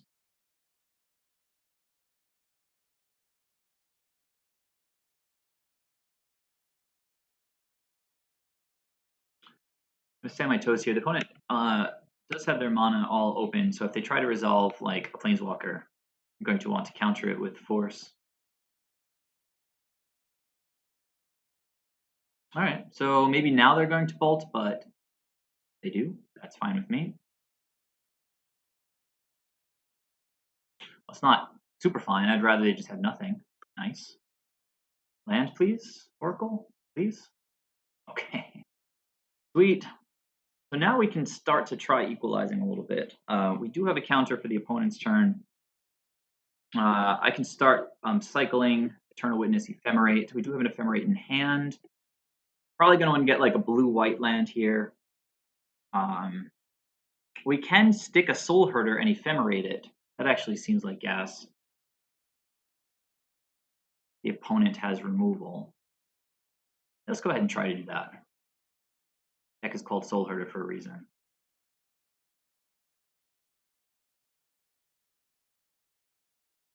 Oh, but I think I made a mistake. My bad. Oh well, I did. Should have thought through that line just for a moment because I don't have white, blue, white. So now I'm thinking blue, green, white to ephemerate, but I can stick another hierarch. Seems okay. Increase my access to mana, and then just flash in a Coatl, I guess, seems decent. The opponent did not have removal for this, so I could also just play out a Prince right now. That seems fine to me. Better than Coatl here, I think. We're gonna go for Coiling Oracle, blink, and if they bolt the Oracle, they could have done that before, but chose not to. So if they do it now, it's just kind of poor decision making by the opponent. Could also still just ephemerate it in response to a bolt. So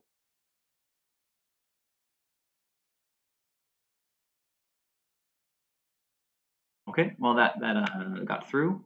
So now we just pass, and you know the opponent, you know, has a pretty solid board presence and a bunch of untapped lands here.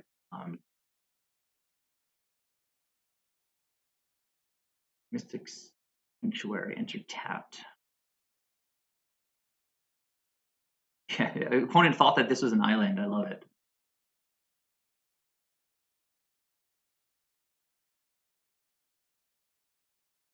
Another land here from Charming Coiling Oracle would be wonderful.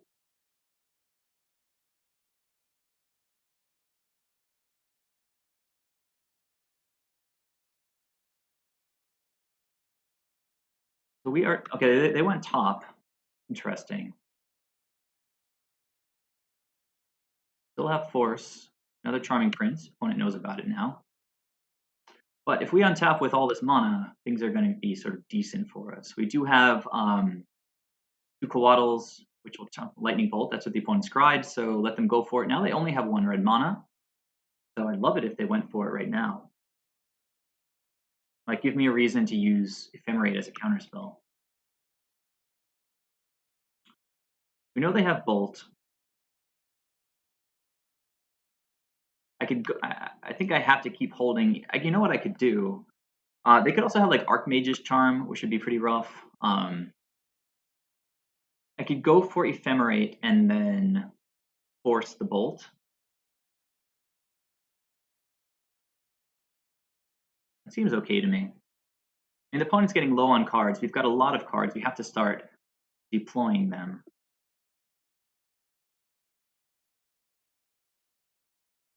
If they have a Bolt and then a counterspell, that's 2 cards out of their hand. They're going to get more elementals. Sort of okay. But now I think I pitch a Coatl, one of the pair. And we'll see what the opponent has. They could easily have a counterspell, but okay, so hard casting force. They're getting more elementals. We got 2 relevant cards out of their hand. I don't care that they bolt. Now I can actually resolve Soul Herder, so this is pretty sweet. And another Ephemerate, but we're not going to get the land for it. I can play out Witness, but it seems like it'll probably happen next turn. I'd rather not let the opponent even have a chance to counter the Coatl, so just guess. Soul Herder is just gas, so I'd love to have a 6th mana here, but I can't be so greedy. I think I'll play Soul Herder.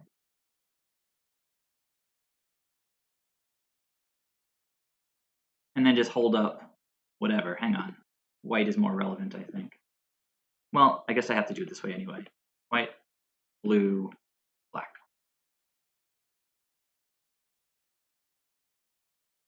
Okay, so that's down. Now I've got Coatl or Ephemerate.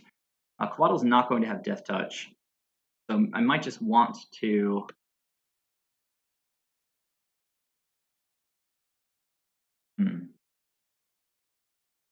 can grow the Soul Herder by blinking the Charming Prince and then ephemerating something.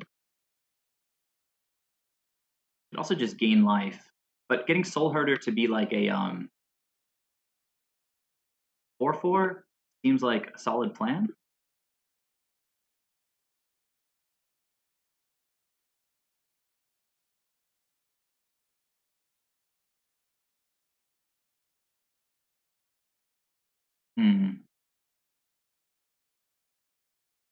I could always just hold on. I think I'd rather just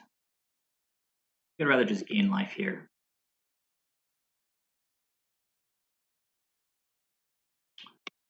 And then if the opponent goes for Bolt on Soul Herder, Ephemerate, Charming Prince.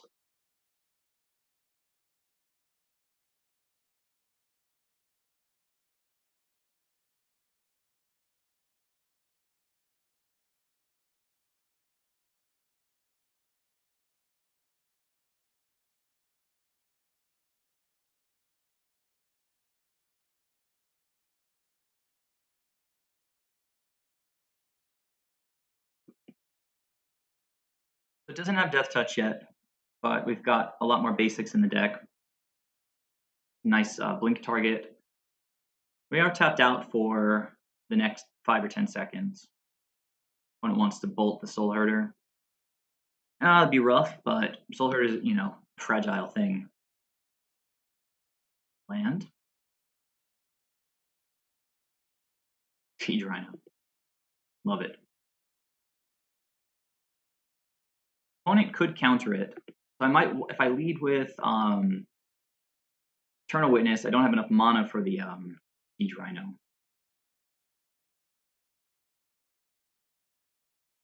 So yeah, I think I'd like to just start this off here. I'm going to get a forest, green, white, black.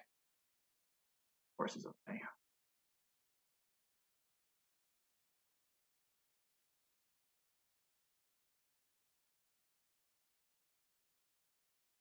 And then we've got Ephemerate, Charming Prince, lots of blink options. So their Wall of Elementals is becoming increasingly irrelevant. I've also got Soul Herder blinks.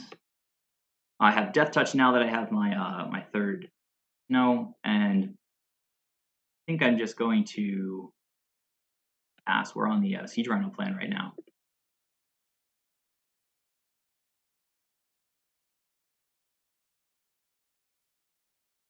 You got 2 bolts. You're going to lose to an Ephemerate.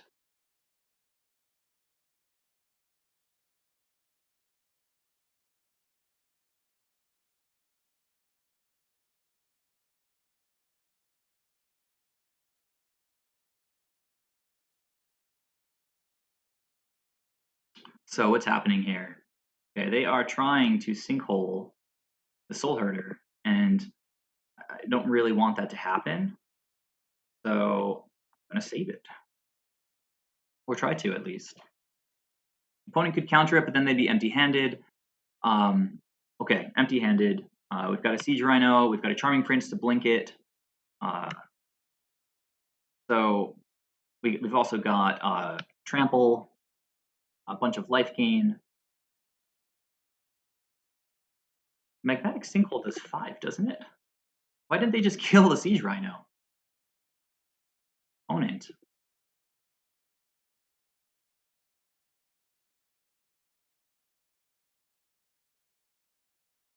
All right. So this is where Eternal Witness can be pretty busted. I think I just go Eternal Witness, Ephemerate, right? First, I'll crack this and get my planes.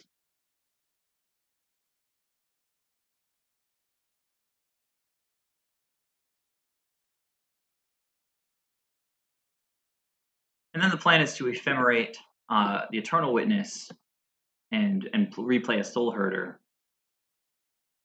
But I'm in no rush here. I think I'm going to Charming Prince,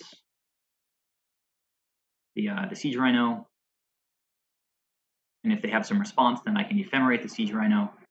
Okay, this is all fine.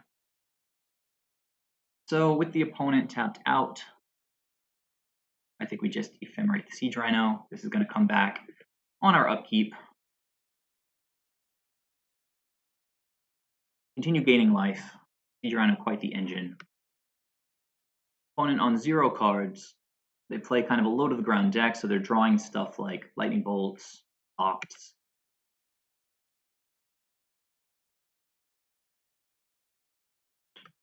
So now we just blink this. I guess we blink the Eternal Witness. Although they could have drawn a Bolt, but still, this is the value engine. Opponent, yeah. So let's see. If they drew a Bolt, it's sort of fine. This is the way that we win the game. Okay. So good draw, I guess. Deck, please. Goes pretty good. So green, blue, black.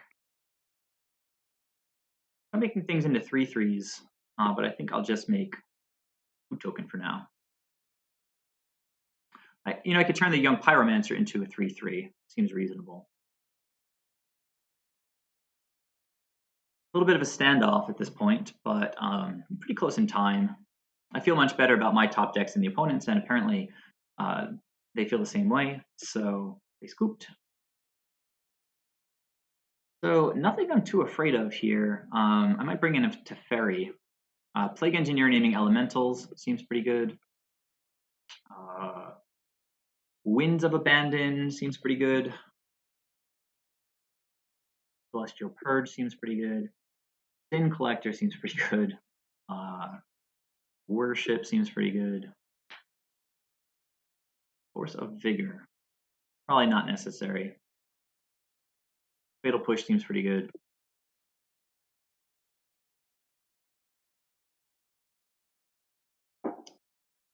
So they are going to have tons of removal. Force of Negation, they're not going to have like super duper ridiculously important spells to counter, so I'm not that stoked on Force against these Delver decks. We want just value in our top decks, I think, so. Trophy seems solid. They don't have a lot of important threats. They just have like, if they can land a single Pyromancer, that was their whole plan there, or a single Delver. 4 cards left to cut. Soul Herder is weak in the matchup. Yeah, as you saw, they had lots of removal. So then I think we can trim beyond that. Since we're bringing in Winds and Purge, we can take out 1 trophy, run it back. This is a lot of good stuff coming in against them. So as long as we have lands and spells, it should be sort of okay. Well, lands and some spells. I don't know that I need to mulligan this. 5 lands. I shouldn't be afraid. I don't have any sideboard hate. I'm going to mulligan. Okay, this is better for sure. So we're going to keep, and we are going to ship something.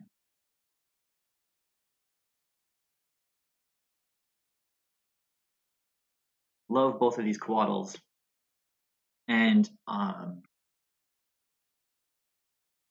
Prince at this point, well, Oko is too high impact. I could also ship the Ephemerate because we might not get white mana online in a while. I'm going to keep this and ship the Charming Prince. Yeah, because Ephemerate is like a counter spell. But we need white mana, so if we draw like a regular fetch off the top, that'd be pretty good. And just turn this into an Elk if it becomes necessary. Well, that's a very good card in the matchup, but we are a little bit away from casting it.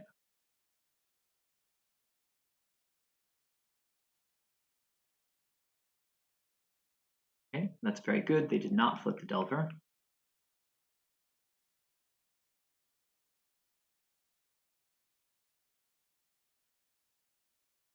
No attacks. That's one of the upsides of playing a weird deck, because the opponent has no idea what I'm doing. That is really, really good. Really, really good. So I can get, I need to get green here, and I'm probably going to run out. Yeah, well, this will get green black. Take 3. Then this gets white, and then I can cast everything I need to cast. So it was a little bit expensive life total wise, but I like that it lets me cast the spells I need to cast. And gonna opt. Yep.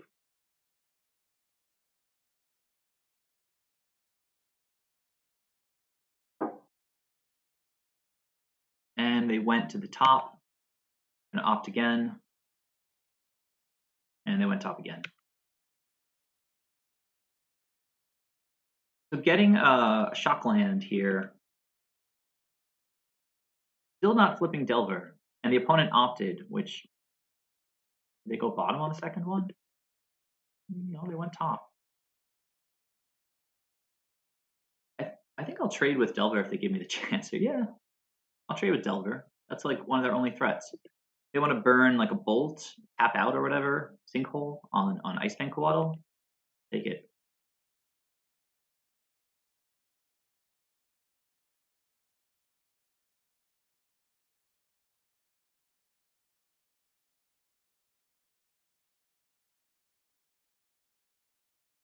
Don't even need Death Touch to trade with this guy.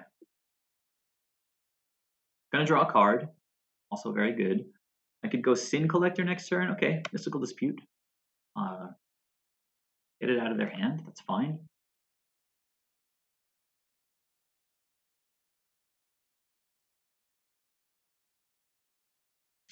Assassin's Trophy is nice insurance. They could have another Mystical Dispute, which would... I can start going Sin Collector Ephemerate, which is kind of nice. I can play Coatl and Ephemerate, hold up Ephemerate if Sin Collector resolves here. Yeah, Sin Collector seems pretty good. Continue getting spells out of the opponent's hand.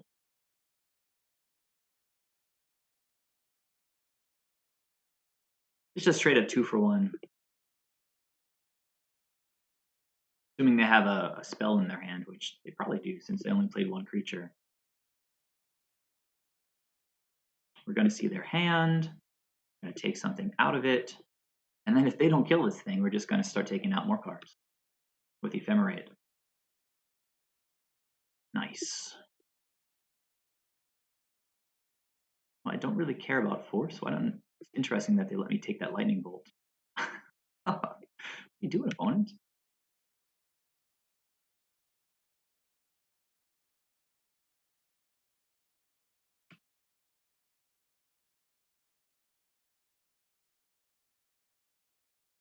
All right, well, we got to hope for something good off the top.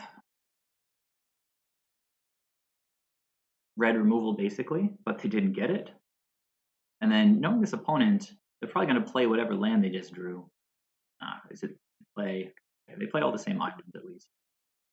Okay, so they drew the Pyromancer, which means they can't cast this force, which means we can't Ephemerate, which means we do get the force out of their hand. And then this game is just like, we just take it over, basically.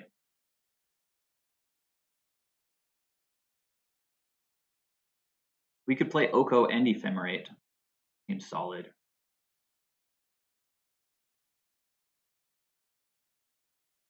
And we even have Ice Fang to flash in next turn for when the Ephemerate comes back around.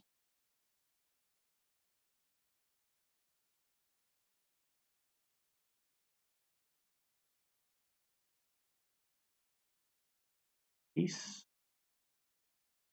Loving this Sin Collector.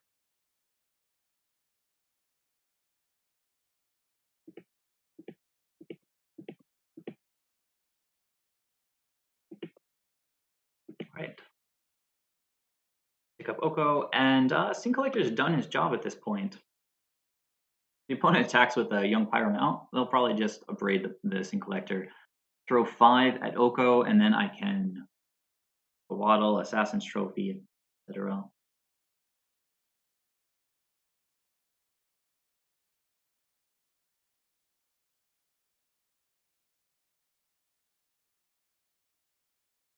I could have chosen to hold up Ephemerate, but that would have, I don't know, it would have gotten Force online.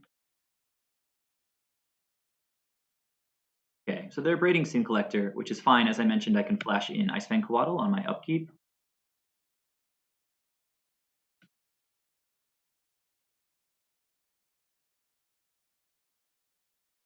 Hopefully draw something good.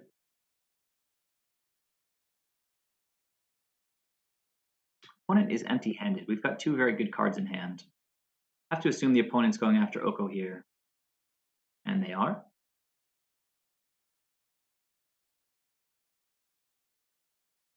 Wait, stop. Oh, I'm going to get a trigger from the rebound anyway.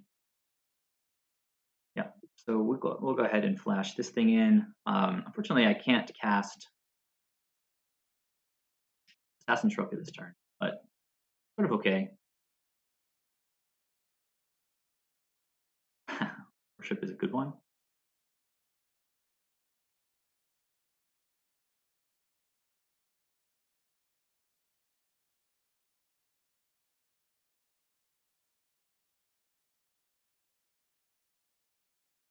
And Teferi's a good one, and Ephemerate's a good one. So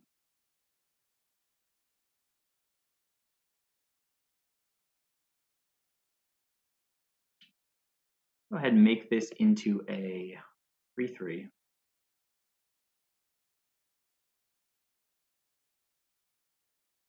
I think I just pass with Ephemerate up. Fortunately, this doesn't have Death Touch, but I can block an Ephemerate. Good enough, I guess.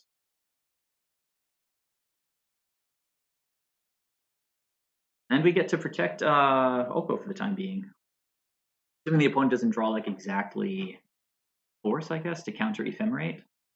Oh, what are they putting on top? Braid. Okay, that's awesome. So we know they're going to draw a Braid, and I guess that'll hit the food token, which probably means Oko is dying. Although they could go after Ice Fang and kill him with I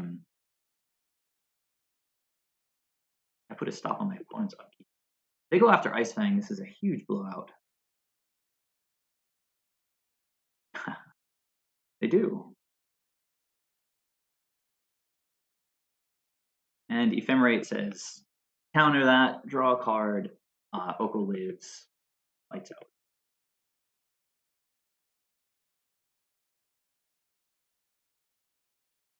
Okay, and they just scooped because that was just too good. Wow. All right, so 3 decks, 3 wins tonight. I had Mono Blue Devotion with Leyline of Anticipation.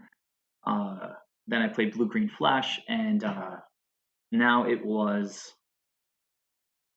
4-color Rhino Soul Herder with Oko. So thanks for watching, guys. If you want to take a final look at that build, I didn't draw a single Astrolabe in those 2 games, but the mana did well enough. Ephemerate continues to just be the best card in this deck. Sometimes makes you wonder if you really even need Soul Herder, but Soul Herder, I'm still totally on board with it. It's just opponents ever tap out, you just get crazy value from it instantaneously. And Oko is just bonkers, so I wonder if it's correct to just jam 4 Okos in that that flash deck that I played earlier. So there's this deck, and then the 2 Pioneer decks were Leyline of Anticipation with 4 Master of Waves, 2 Gadwicks, 4 Imprisons, which actually did a really nice job, and then Blue Green Flash, which I'm sure has a bunch of tweaking that needs to get done. But it felt really fun and pretty strong. So yeah, anyhow, thanks for watching, guys. Please, I guess in Discord, you can let me know any questions that you have about the matches, and I'll see you next time. I appreciate it. Bye.